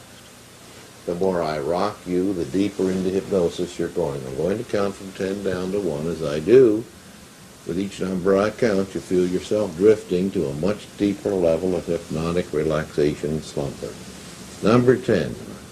Every muscle and every nerve is loose and limp and relaxed that you feel good. 9, you're relaxing more with each easy breath that you take. 8, drifting down calmly, quietly, easily, and gently. 7, it's such a comfortable feeling to feel so secure. Number 6, and to know that you're gaining the control now that you've sought for such a long period of time. Number 5, when I reach the count of 1, I'm going to say the word sleep deeply. You'll then be aware you're much deeper than ever before. Number 4, drifting down, calmly, quietly, easily. Number 3, when I say the word sleep, I do not mean the kind of sleep that you sleep at night. I am referring to a very pleasant state of mental and physical relaxation that you are experiencing at this very moment. Number 3 and 2, on the next number I'll give the signal. Now get ready. Now number 1, sleep deeply. Now you're deeply relaxed and you feel good.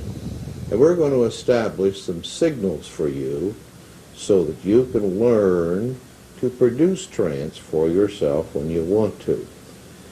I'm going to count to 3. At the count of 3, only your eyelids open. Before we do that, let me change my direction slightly. I'm going to count from 5 down to 1, and as I do, your eyelids lock so tightly closed, the more you try to open them, the tighter they're locking closed. 5, eyelids pressing down tightly. 4, pressing down, sealing shut. 3, sealing as if they were glued. 2, they're locked. The more you try to open them, the tighter they're locking closed. 1, now try to open your eyelids. Satisfy yourself they're locked closed. That's good. Now you've done it.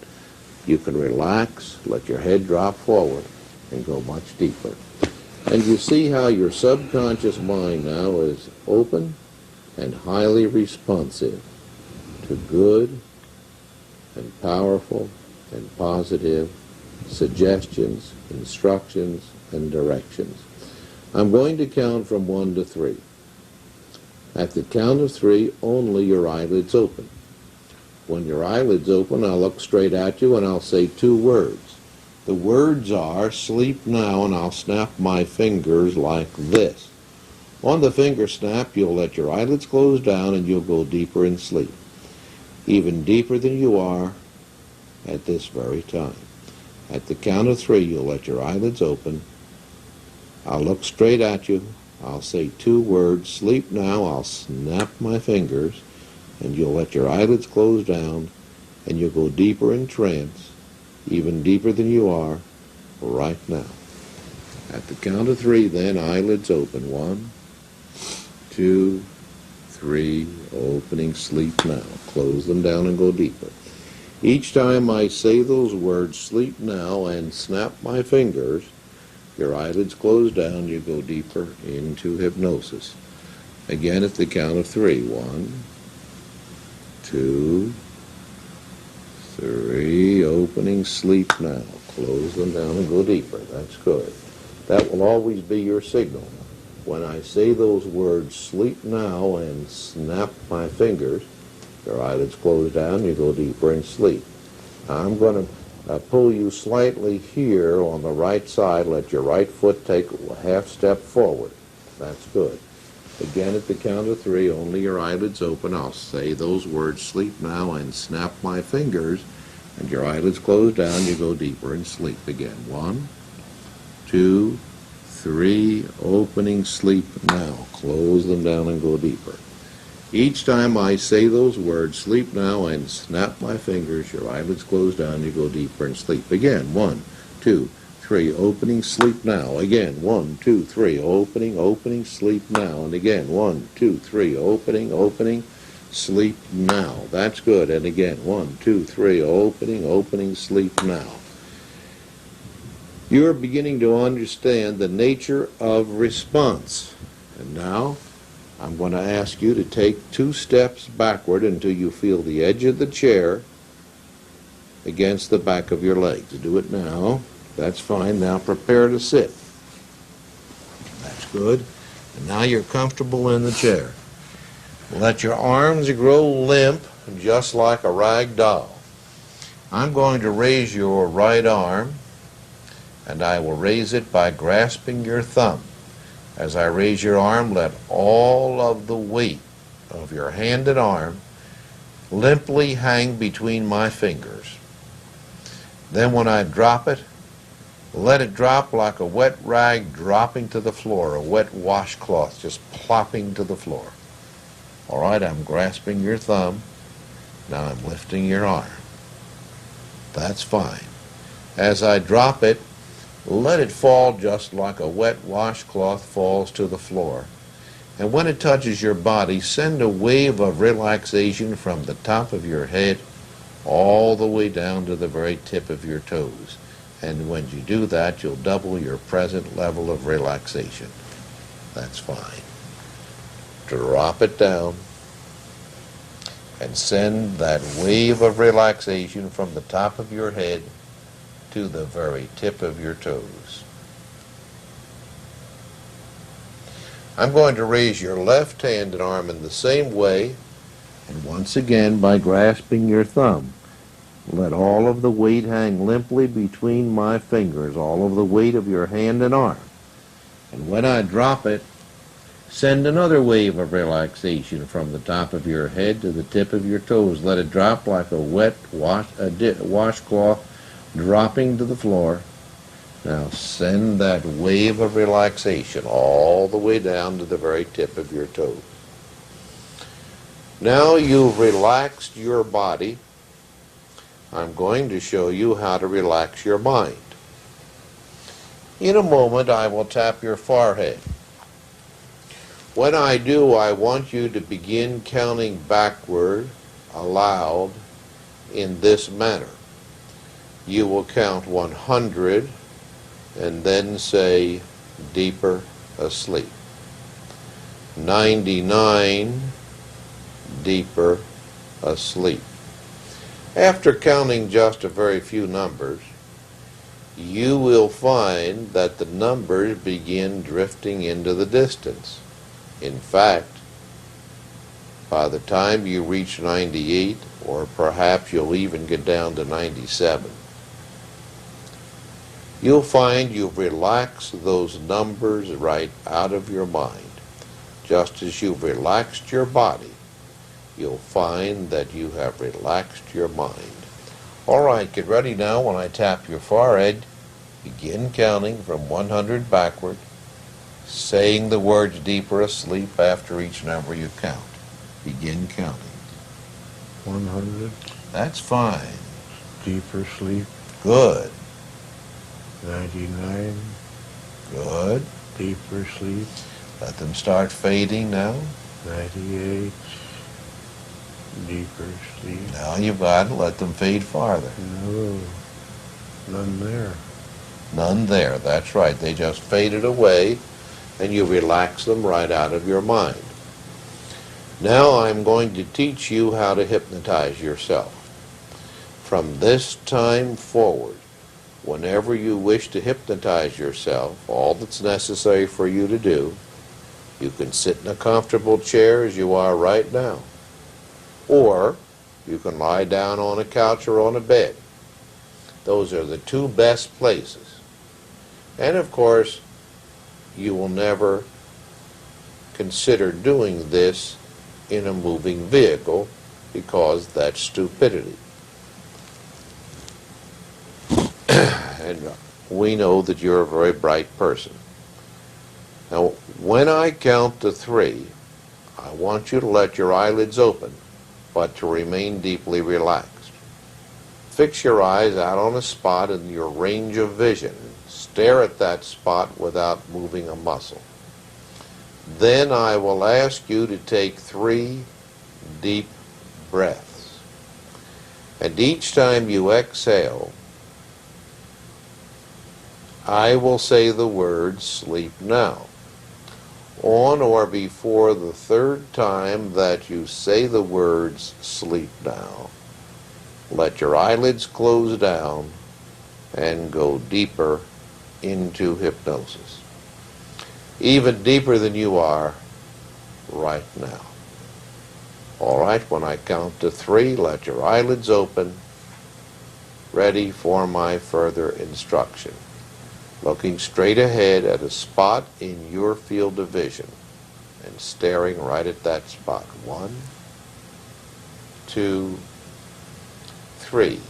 Let your eyelids open. Take a deep breath now and fill up your lungs. Exhale. Sleep now. Now a second and even deeper breath. Exhale. Sleep now.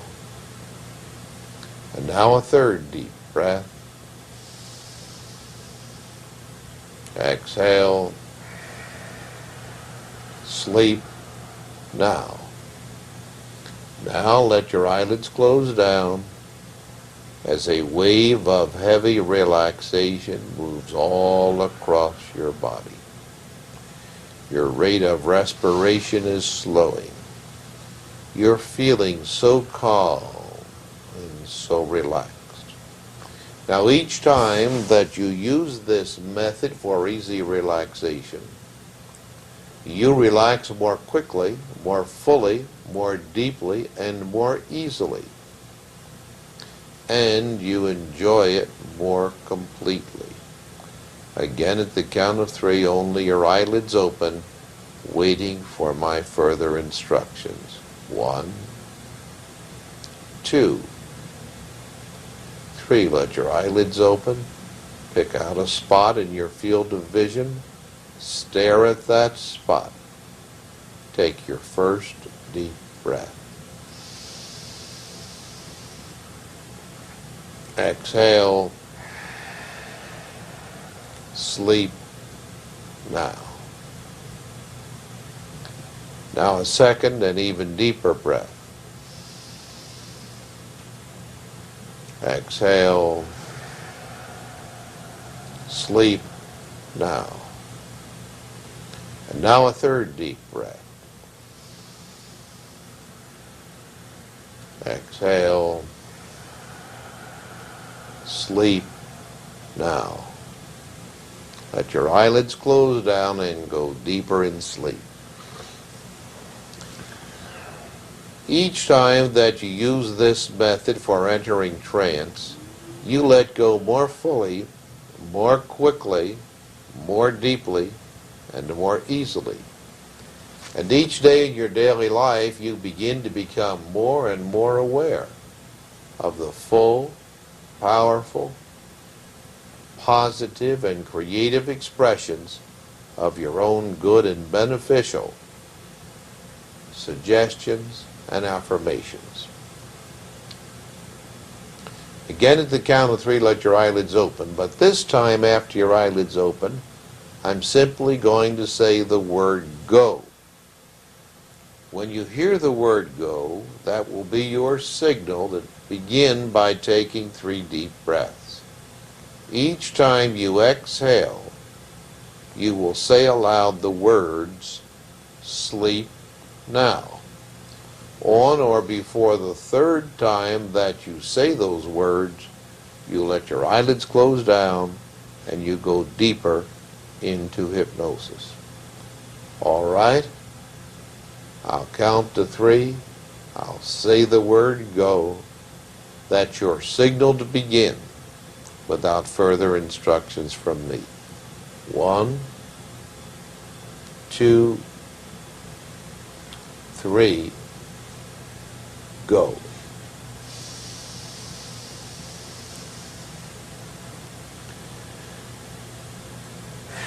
No.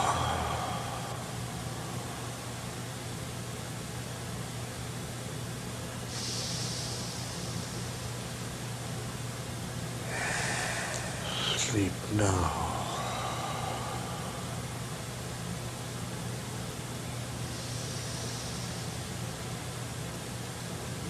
Sleep now. Let your eyelids close down and go much deeper into trance. Trance is simply a word we choose to describe this state of extraordinary relaxation.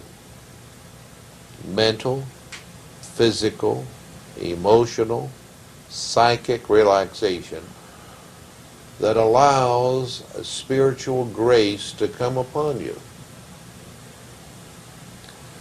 That's why you can come up from trance feeling so wonderfully good, often with ecstatic feelings, feeling that you've discharged years and years of accumulated mental, physical, emotional, and psychic tensions, feeling light as if a great weight has come off your shoulders and off your back.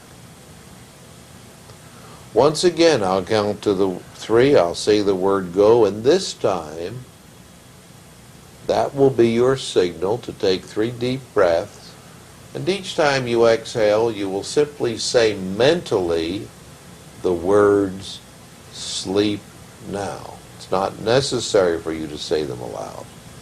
Then, you'll let your eyelids close down and go deeper in sleep. Get ready now. 1, 2, 3. Go.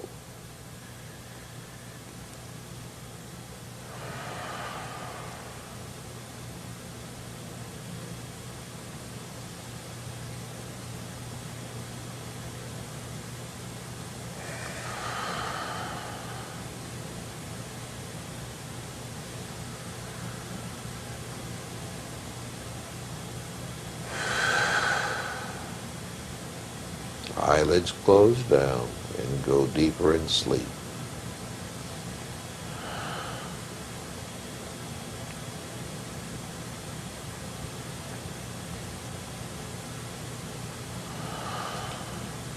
Now, whenever you wish to terminate your trance, there are 2 things that you can do. You can either set your mental alarm clock, and you know that you have one because throughout your lifetime there have been occasions when it was important for you to get up early in the morning. And in almost every case, you awakened before the alarm clock went off, perhaps just a few minutes before. So you know that you have a mental alarm clock. So the way that you arrange to terminate your self-induced trance is this. As you say those words, sleep now, and your eyelids close down, let's assume it's 6 o'clock in the evening, and you want to stay in the trance for, let's start with 10 minutes. In your mind's eye, see a picture of a clock. The big hand is at 2, and the small hand at 6. That would be 6:10. Then you say to yourself this short, simple sentence. In exactly 10 minutes, my eyelids open automatically. I am calm, poised, relaxed, and I feel wonderfully good. I'll repeat it. In exactly 10 minutes from now, my eyelids open, and I am calm, poised, relaxed, and I feel wonderfully good. Then let your mind drift off. Make no effort to pay awareness to the passage of time, for if you do, you'll inhibit your response. Don't try to calculate it must be 3 minutes now or 4 minutes or whatever. Your subconscious mind is a perfect timepiece.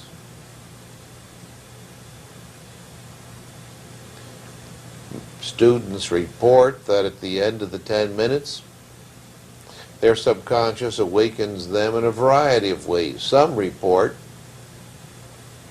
they suddenly hear an alarm bell, like an alarm clock going off.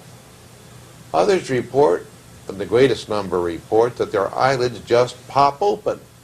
They look at their watch and they see they're within a minute of 10 minutes, sometimes within a few seconds. Others report it's just an emotional feeling. It is now time to open my eyes. And they do.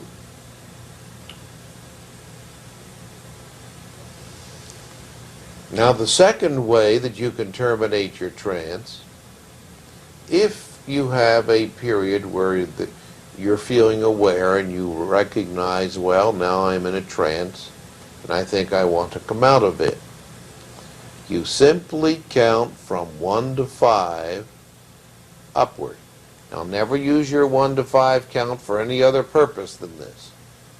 Count from 1 to 5 upward, putting good, positive, creative, powerful suggestions between each number in this manner.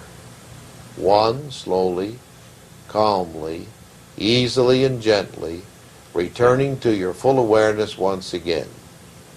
2, each muscle and nerve in your body is loose and limp and relaxed and you feel good. 3, from head to toe, you're feeling perfect in every way on number 4. Your eyes begin to feel sparkling clear. On the next number now, let your eyelids open and you are then calm, rested, refreshed, relaxed, feeling wonderfully good in every way. Number 5. Eyelids open now. Take a good deep breath. Fill up your lungs and stretch. Now, pick a spot on the ceiling overhead. When I say the word go, I want you to begin with your process. Say silently the word sleep now. Allow yourself to stay in the trance for about 30 seconds. Then count yourself out by counting aloud from 1 to 5. And I want to hear those good, positive, powerful suggestions in between. Get ready now. 1, 2, 3, go.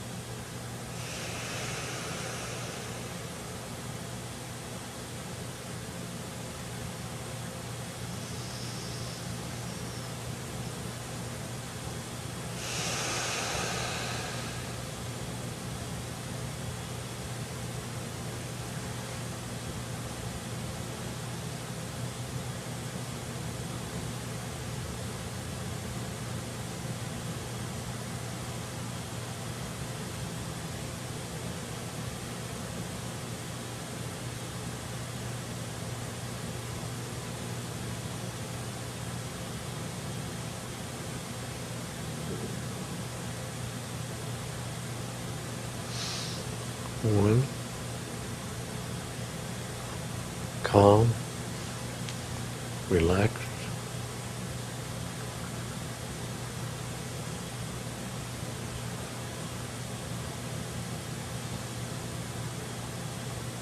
serene,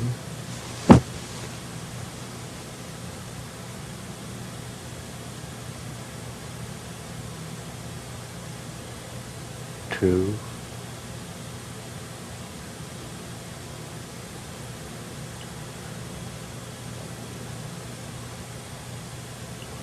I'm at a loss. Coming up.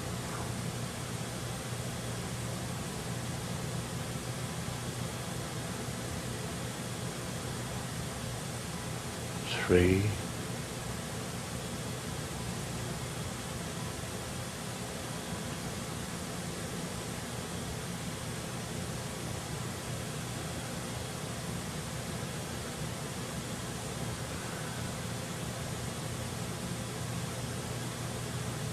4, 5. I have a blank spell. Talk about it.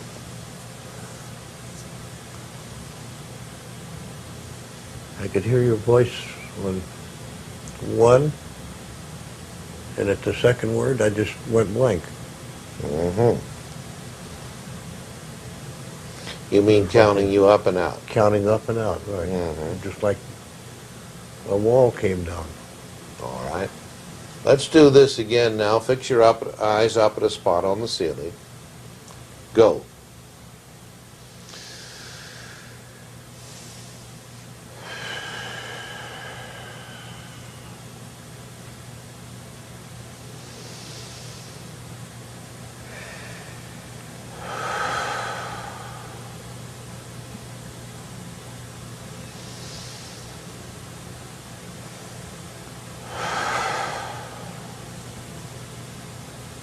Deeper in sleep.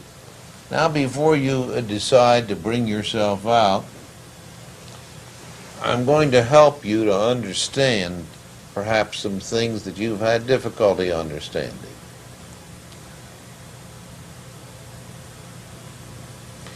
You see, you now know that hypnotic sleep does not mean the sleep that you sleep in your bed at night. It means the sleep of your nervous system. The original title that was given to it was neurohypnosis. Neuro meaning nerves, hypnosis from the Greek goddess of sleep. So Dr. James Braid in 1841 meant to name this the sleep of the nerves. Now you might compare, the reason that you can accept suggestions is that a part of your mind, the rational part or cognitive part, intellectual part, relaxes. And once that happens, it steps aside and you can then go into the trance state. Now it doesn't disappear. It's available to you. But you know, you've seen a stereo set and there's a balance control. It's a rheostat. When you turn the balance control to the left, the right circuit becomes silent and there's no sound out of the right speaker. Then if you turn it in the opposite direction to the right, the left circuit becomes silent. Now, neither circuit disappears, it just becomes temporarily inactive. When you put that rheostat back to the center, then both circuits begin playing again, operating again, and music comes from both speakers. Well, in the same way, once that critical factor of your conscious mind relaxes, it's just temporarily been turned down. And you can bring it back whenever you want to. But you're now recognizing that you are more than a rational being. You are also a spiritual being. And the subconscious mind and your control of it is the passageway that leads to the opening or opening the door of your soul. And that's why you've been unhappy, because you intuitively know that so long as you held that fear of failure, that fear was anti-love, and that relationship and rapport depends upon the other person feeling love coming to them. Is that clear to you now? If it is, nod your head. All right. Now, before I bring you up, and this time you'll be aware of every suggestion, I want to tell you that I have made a tape.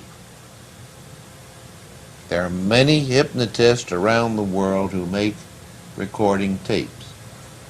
I believe I am the only one that has made a tape especially for hypnotists. It's called Programming for the Hypnotist. Every suggestion is designed to help you in every area of working with a client and to help you subjectively to be the very best hypnotherapist that you can possibly be. And I know that's what you want.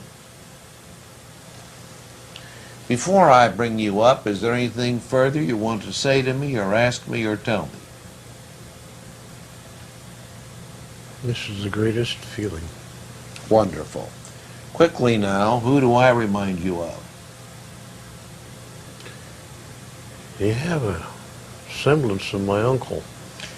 What qualities do I share with that uncle? Empathy. Empathy, wonderful. I'm going to count from 1 to 5. At the count of 5, eyelids open, fully aware, feeling wonderfully good in every way. Listen and remember every word. 1, slowly, calmly, easily, and gently, returning to your full awareness once again. 2, each muscle and nerve in your body is loose and limp and relaxed, and you feel good. 3, from head to toe, you're feeling perfect in every way. On number 4, your eyes begin to feel sparkling clear. On the next number now, eyelids open, fully aware, feeling wonderfully good, number 5. Eyelids open, take a good deep breath, fill up your lungs, and stretch.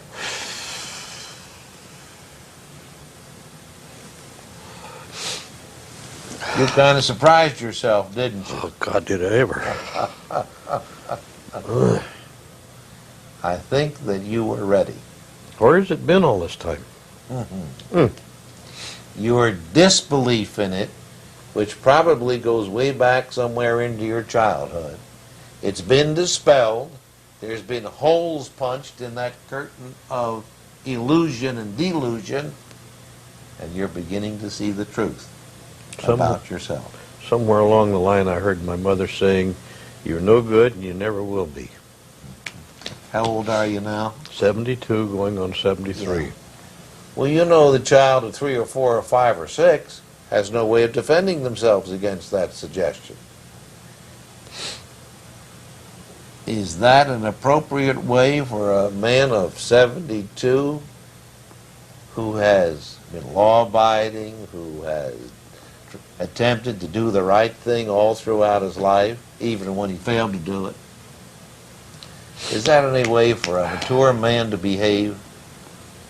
No, You know what you're going to do about it now, don't it's you? changed. And I do thank you. Hallelujah. Yes, sir. Thank you, Lord Jesus, for this transformation.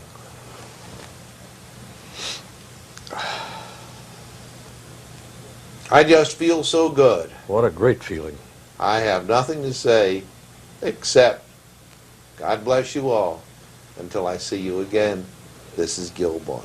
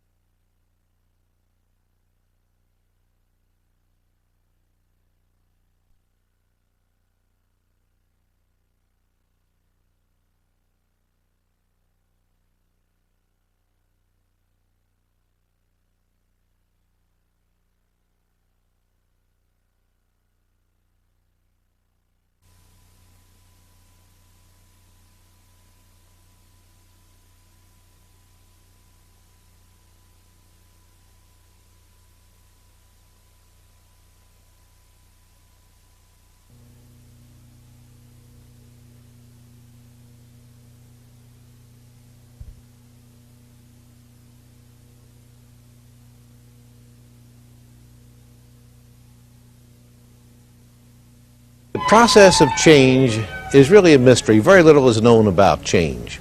As a hypnotherapist, I've been excited and delighted to simply be part of the change process, to work with people and help them to mobilize their energy and to gain a position of perception that they can use their creative intelligence to affect change. Good afternoon, ladies and gentlemen. How are you all today?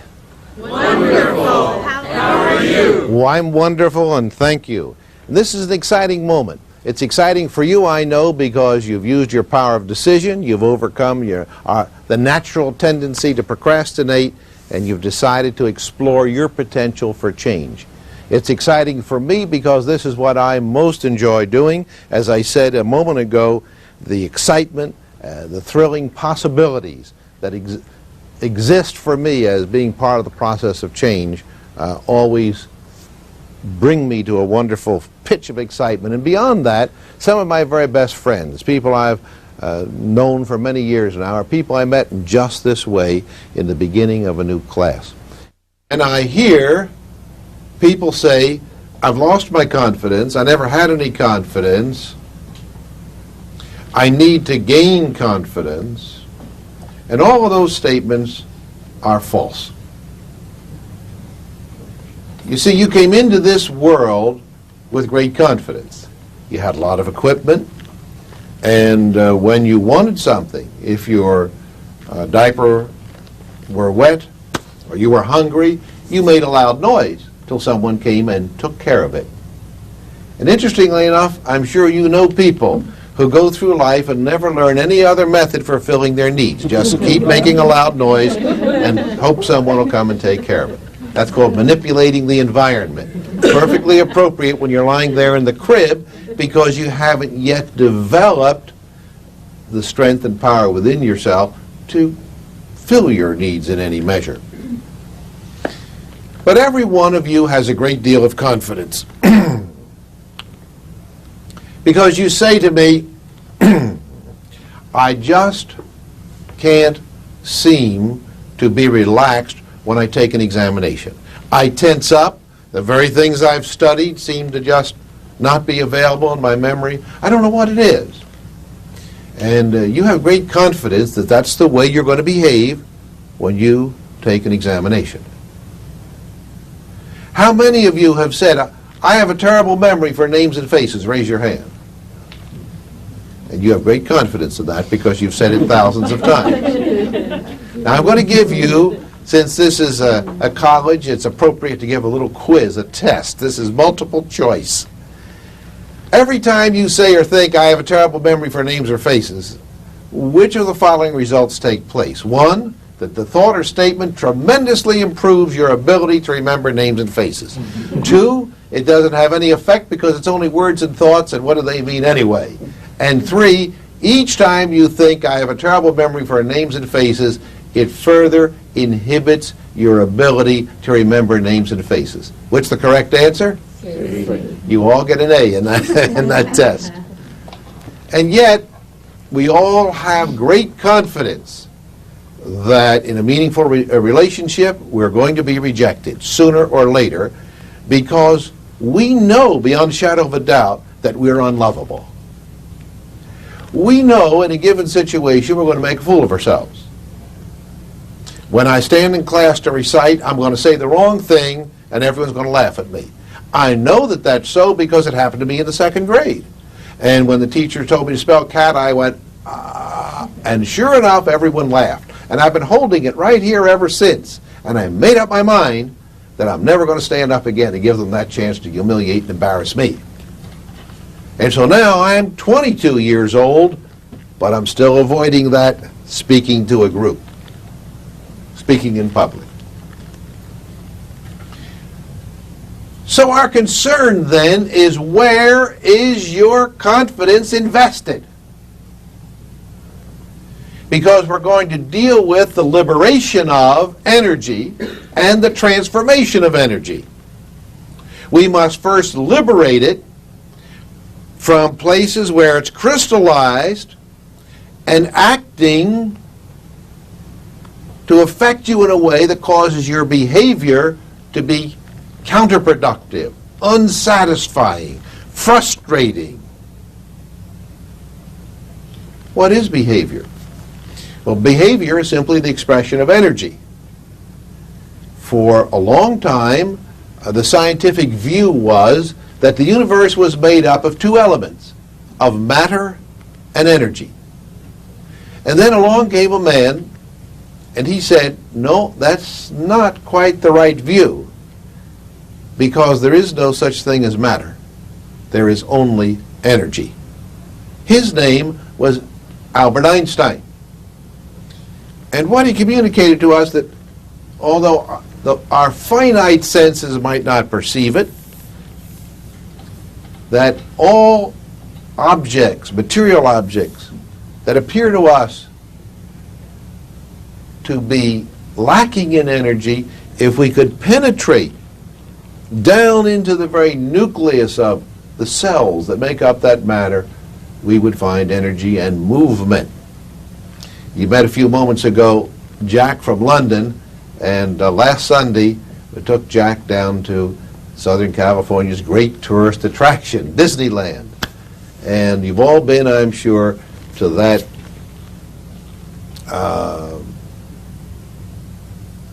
spectacle where you ride through and the snowflake keeps shrinking, or you keep going deeper and deeper. What's the name of that?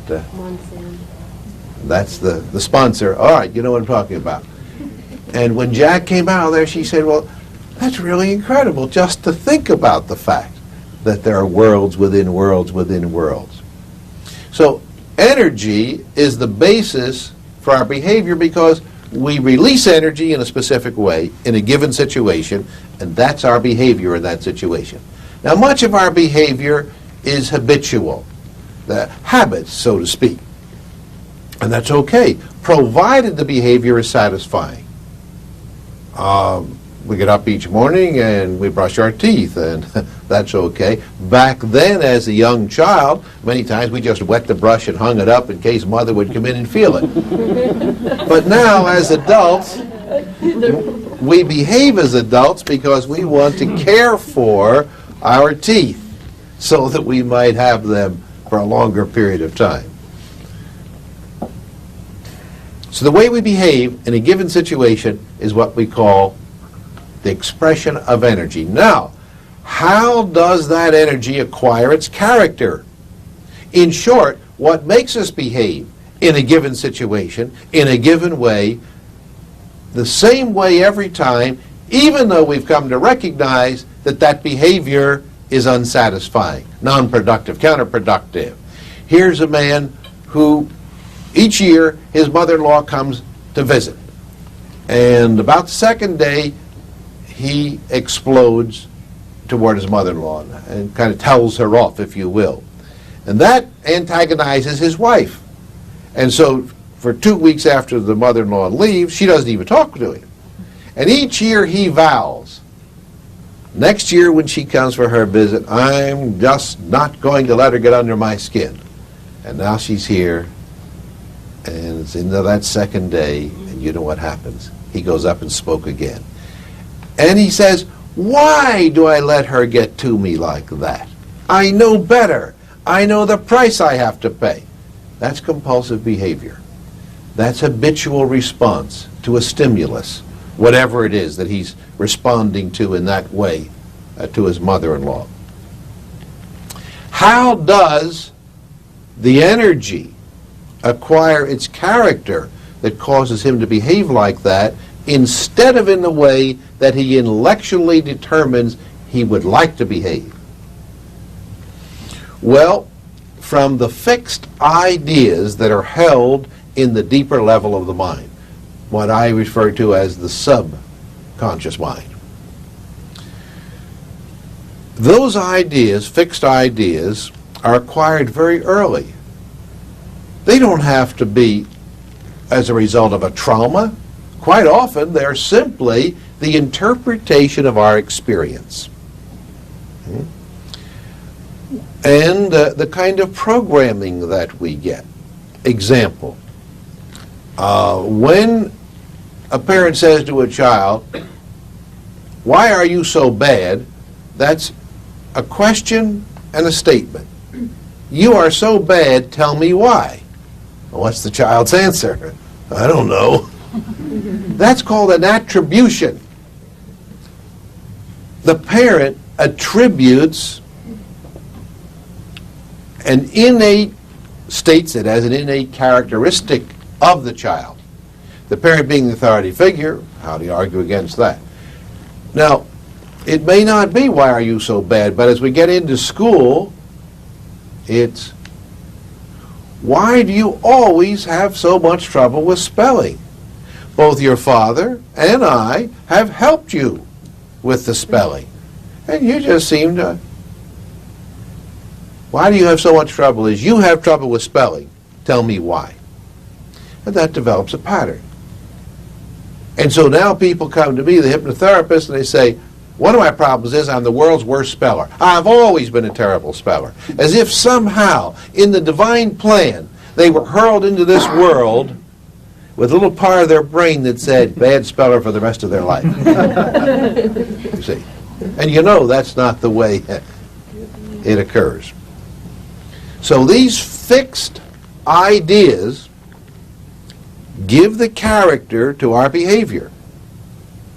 And those ideas essentially are ideas which have come together to form concepts, which have merged together to form attitudes. So we can say our ideas and attitudes about ourselves, the world around us, and the way that we relate to the world around us. Some refer to that as the self-image. The way that we see ourselves. I like the word perception. When we make a discovery about ourselves or the world, we say, ah, I see.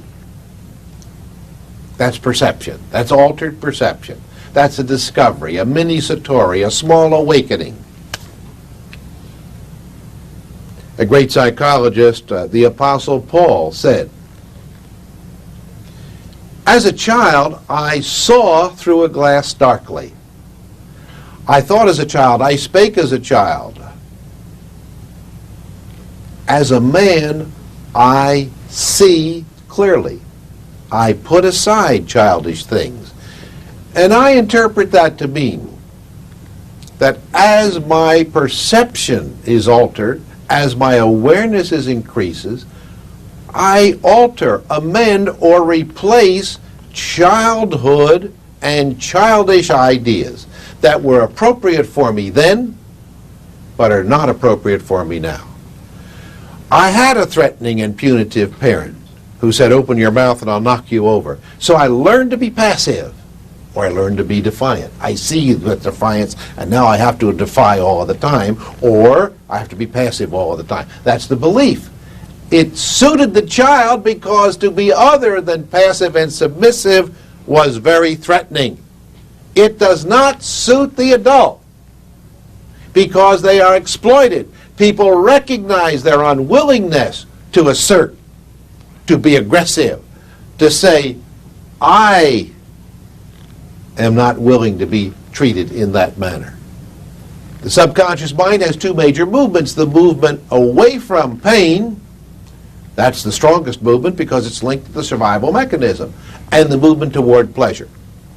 Now, when we see people staying with mental, physical, or emotional pain, and that means, in this context, staying in situations that are very, very painful, we say they've developed a conditioned tolerance to pain. And that tolerance has a clinical title. We call it masochism, which overrules that natural tendency to move away from pain. And that masochism develops through experiences earlier in our life that we interpreted in a certain way, that feeling led to certain thoughts, and the thoughts led to certain forms of behavior in specific situations. And so today, as we continue to behave in that way, and when the client comes to the hypnotherapist and says, I always have a problem, well, just a few weeks ago, I worked with a woman, and very lovely young woman, and she said, I'm very relaxed and expressive when I'm with a man that I'm not too excited about. She said, but if I happen to meet someone that I feel I could really get very involved with, I'm tense, I'm anxious, I'm nervous, I'm fearful. I wind up breaking off the relationship before it has a chance to get started. Well, what's happening? She says, so long as I know I'm in charge and I can reject that other person without feeling upset, then I can be comfortable. but where my emotions and my feelings begin to be concerned, and I know that I will become vulnerable, concerned about, will this person hold me in high regard? Will they love me? Will they want to make a commitment toward me, a long-term commitment? Then I become anxious because I'm afraid of making contact with the unspeakable truth that they believe about themselves. What is that? I am unlovable. Again, the interpretation of those early experiences. Now, parents don't realize how they're programming a child, and even very young infants, young children. Mothers visiting at a friend's house, talking about married life to her friend, and Jimmy's in the terrible twos, and he's moving around and working and exploring and discovering that he can manipulate things. And mother says, he's such a bad boy. Now, she's saying it tongue-in-cheek. She's such a bad boy. Why, he drives me crazy all the time. He is so naughty. He's hearing all of that, of course. And now he has to confirm it. Aren't you a naughty boy? You see, again, that attribution. An English psychiatrist, R.D. Laing, many of you I'm sure are familiar with his writings, in his classic book, The Politics of the Family, there's a chapter called The Family Scenario. And there's this thought that's so powerful. He says, the clinical hypnotist often knows what he is doing. The family hypnotist rarely does, because it's the same process. It is developing ideas that become emotionalized because of the four kind of ideas that they are, incorporating them into what is called a self-image. Before we have developed a critical faculty, that critical factor of the conscious mind which evaluates incoming ideas in terms of our previous experiences, our knowledge, and our interpretation of our experiences. And we're told that's not fully operational until about age 11.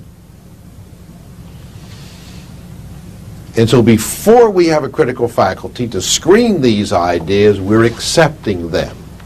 Now, there are only a few ways that stimulate the acceptance of ideas.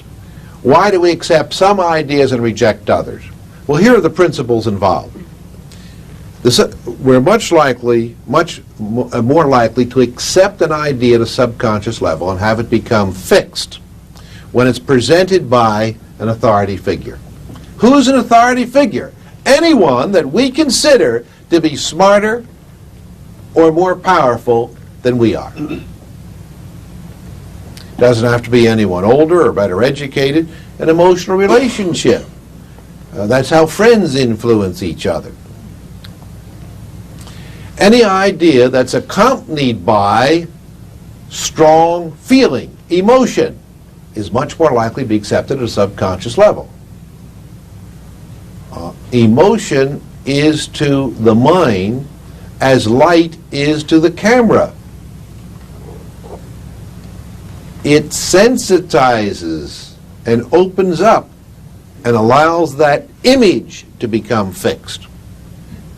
And so any idea can be any kind of emotion. Doesn't have to be negative emotion, you see. You can create and engender positive and powerful ideas in a very emotional way. Now it's interesting, here as we stand in college, some of you might remember this kind of a scene as you went along through your school years. It's time to present the report card. And there are two essential reactions. One goes like this. Well, you got a B in English. Well, that's good. And a C in mathematics and so on. Oh, no. D in government history. I don't think that's a subject, but just hold it out. How is it you got D again? You've never gotten... You promised last time that you were going to work harder in that class. And here's an F in biology. I helped you with that term paper. And you see, all the energy is on the lower marks.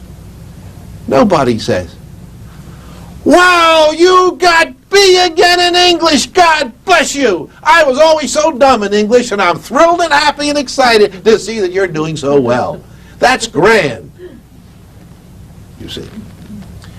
Now, on the other hand, there are parents who do celebrate the positive achievements. But it seems as if the emotional energy is attached to what you don't do, what you're having difficulty doing, what you're failing to do. And that fixes the ideas. And so we tend not to place very much importance to our achievements because they've never been emotionalized. They don't have a great value to us in our subconscious mind. So any idea that has strong feeling attached to it is much more likely to become fixed in the subconscious mind. Now, as a child, the feeling, of course, is the disapproval that's expressed. Because to the child, the disapproval is interpreted as loss of approval is a loss of love, or represents a loss of love. And as children, we're very dependent upon our parents for those feelings of acceptance, approval, affection, and love. And it creates great anxiety to experience that disapproval because of its implied meaning. And I've never met anyone that's interested in losing love. We're all interested in gaining love, feeling more lovable and expressing more love with the confidence that what we have to express as loving energy is nourishing and welcomed by those that we're directing it to. The third principle is any idea that is experienced repetitiously, that's self-explanatory, is much more likely to be accepted. In the adult mind, new ideas have great difficulty being accepted. The reason is we now have a great storehouse of ideas and interpretations. That's that critical factor of the conscious mind, examines these incoming ideas critically. The first step in the examination of an incoming idea is to link the idea to something that we have previously experienced, analyzed, worked with. And if we can't, we dismiss it. That's why you're all discovering that it's very difficult for the adult mind to accept new ideas the first time or times that we're exposed to them.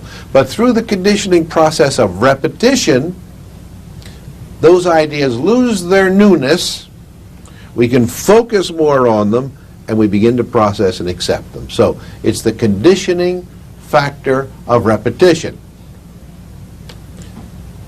Then the fourth factor is reinforcement from a variety of sources, multiple sources of reinforcement. And what does that mean? Just what it says.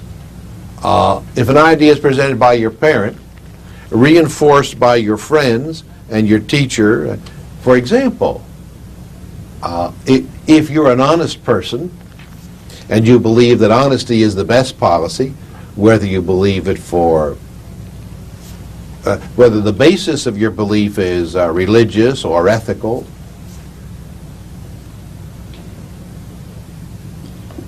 it's quite likely that somewhere in your background that idea became fixed. And it became fixed through the reinforcement. Your parents in the home, your family and relatives, church, and other forms of programming. And so now that it's fixed, if you do something dishonest, you experience a flow of energy that tells you you have worked against a fixed idea. What is that energy that gives you that message? What do you call it? A feeling of guilt. If you didn't have the fixed idea, then you wouldn't feel guilty when you violated, would you? You see. And that leads to a little understanding as to why we have habitual criminals. The rate of recidivism, return to prison by those who have been in prison and released, is so high. It runs up it has for many, many years. In the 80, 84, 85% of the people, the felons who serve time in the penitentiary, go back. And many of them are termed constitutional psychopathic inferiors, is the psychiatric term. And it simply means they fail to learn from their experiences. They fail to learn that criminal activity is most likely to result in serious consequences. But we could say it in another way and say they're experiencing little or no guilt. Therefore, that idea is not as likely that honesty is the best policy to be fixed. You see? How can an assassin, what is referred to as a hitman, stalk someone they don't even know, they're doing this for money, kill them, go off then, eat a spaghetti dinner, and crawl into bed and go off to sleep? They don't have the least pang of guilt. That same explanation, you see? They don't have a fixed idea that what they're doing violates an important spiritual principle. So the multiple reinforcement of ideas. And then finally, number 5, an idea is much more likely to be accepted at a subconscious level when it is linked to a significant emotional factor. What can that be? It can be a person. You're just like your mother or your father, whatever, or your Uncle Charlie. He was never any good either. He was always a lazy bum. You're just as lazy as he was. Now, quite often that's a problem because you're just like your father. Well, you may have very loving feelings for your father. And, of course, every person is made up of strengths and weaknesses. And when that's hurled at you, it's always in terms of the weakness. You're just like your father. He's never been able to be on time all of his life. And because of the positive feelings connected with that person, you're much more likely to accept it. That's an emotional identification. Now, it could be a family member. All the women in our family suffer from migraine. My grandmother had them, my mother had them, and I have them. And what's the implications of 2 little girls playing on the floor? And you're going to have them because you're female, you see. Now, I don't mean to pose as a medical authority, but my experience shows great evidence that things like migraine headache are passed along in just that way. It can be ethnic. I can't help it that I have such rages, jealous rages. All Italians are that way about their women. See? Sure, I drink a little too much, but I'm Irish and it's in the genes. That's an idea that can become fixed because of its identification. Now, let's put all of that together in one case, and we'll show you how a person became the world's worst speller, in their opinion. It's the 2nd grade, and remember, this little fella is called upon to stand up. Johnny, spell cat, and everyone laughs. And now, he doesn't realize they laughed because it was the way they were discharging their tension. They were so glad it wasn't, that they weren't the ones standing there with their mind going blank. And so now the first decision is that he can't spell. And so the next day a little spelling test is given, a little strip of yellow paper, say 7 or 8 simple words, and he misspells all of them. Now he brings that paper home with a 0 on the top and shows it to his dad. His dad was an immigrant who didn't have much education, had to work in difficult manual labor, and he's very concerned now that his boy get an education and have a better lot in life than he has had. And so his dad looks at him and says, "Why can't you spell? What's wrong with you?" And so he says, all right, you're going to learn to spell. I want to see that spelling book, and every night I'm going to give you 3 words. And you're going to stand right here until you spell them. And every time you fail to spell them, I'm going to smack you right across the mouth until you spell it.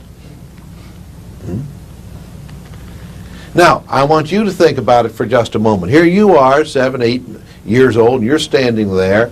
I propose that if you were told that if you if you spelled the word wrong, you'd be smacked across the mouth or punished in some other way, you probably wouldn't be able to spell your own name because of the states of tension existing. And so now, night after night, this sorry scene goes on. And now comes the report card, and it's failing in spelling. Now a little more reinforcement.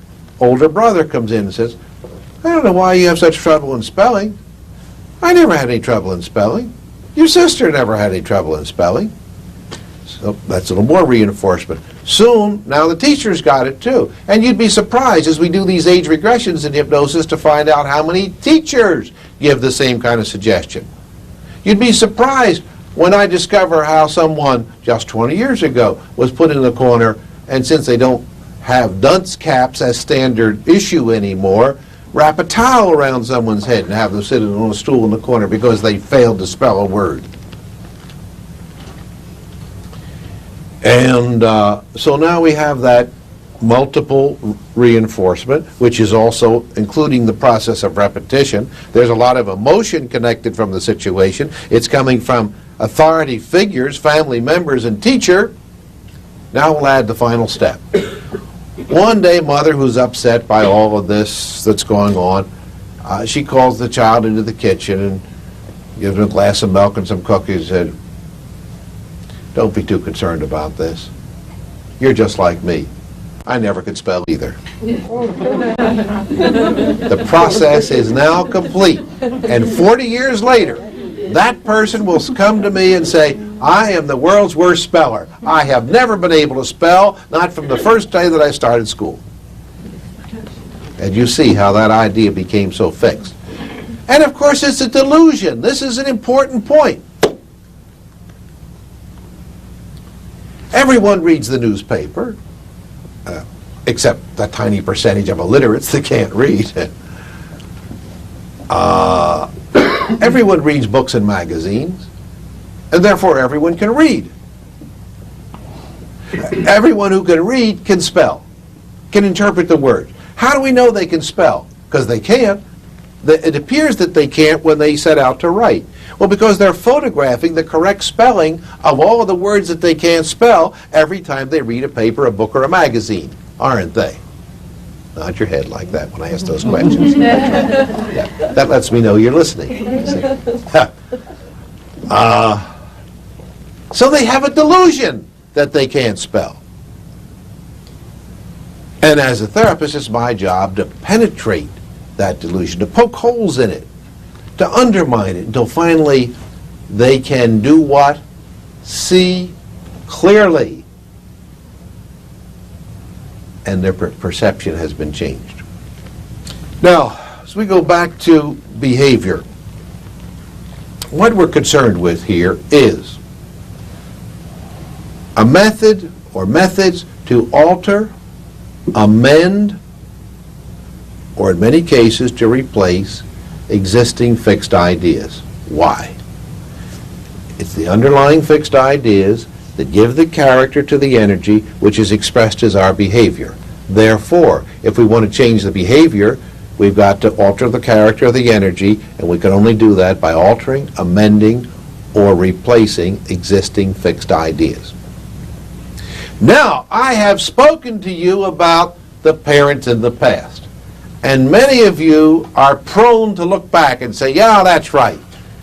Boy, when I think of how my father was so brutal and he beat me up all the time, and my mother was so sarcastic, and they never gave me any approval, and besides, she always loved my brother more. It's no wonder I'm the mess that I am today. I must caution you right at this point as we begin. You must find a way to give up all of the energy that you have mobilized, even paralyzed, back into that kind of resentment and resistance. For that is the very energy that must be liberated so that you can transform it for creative use in your life now. There's a more important reason than that. Every parent did what they did because that was their level of understanding.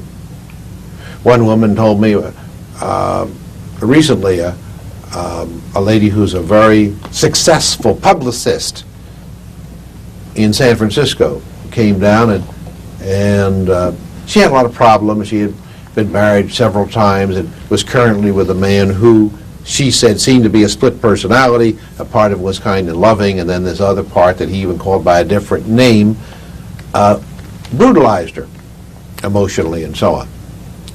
And what she discovered in the first session of hypnotherapy was that her mother, who had been an alcoholic, would beat her viciously, and then after the beating would pick her up in her arms and love her and cry and tell her how much she loved her, and that went on for years.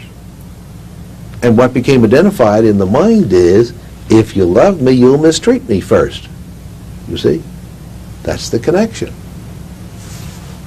And so she's still with that same man, but the difference is that now, after a few sessions, she went back to San Francisco and she told him, no longer is it going to be this way, the way it has been. This is the way it's going to be from now on.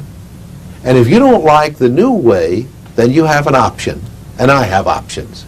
You can pack your suitcase and go, and if you hesitate, then I'll pack mine and go. That's a different perception of her existence than she had when she arrived. You see? Because she wasn't aware of those options. It's been said that a neurotic is one who willfully and consistently overlooks existing options. They always say, well, it's got to be this or that. In fact, there's a song that way, it's got to be this or that. So as you look back into your past, you must realize that your parents did the best they could on the basis of their level of understanding and comprehension and view of the world and of themselves. But more importantly, remember what Paul said. As a child, I saw through a glass darkly. I thought as a child. I spake as a child. As a man, I put aside childish things, for I now see clearly. And that means if you now recognize that your behavior is contaminated by fixed ideas that you acquired back there, and other people played a role in that, you must now come to, for some, a painful realization. You must find the ways, the means, the methods to change those ideas and feelings within yourself. You are now your own father, mother, grandpa, uncle. Remember that old Western song a few years back? It said, I am my own grandpa. About marriages and so on. But literally that becomes true in transactional analysis. You were told that you have the parent state, ego state, the adult, and the child. And the parent is the internalization of all the ideas and attitudes and behavior of those authority figures through your life. And that's the way you treat yourself as a parent. And the parent ego state is usually split into the critical parent and the nourishing parent. And most of the people that I work with are so critical of themselves. And if you hesitate in applying that to yourself, just ask yourself, who in all this world would you treat as meanly as you treat yourself?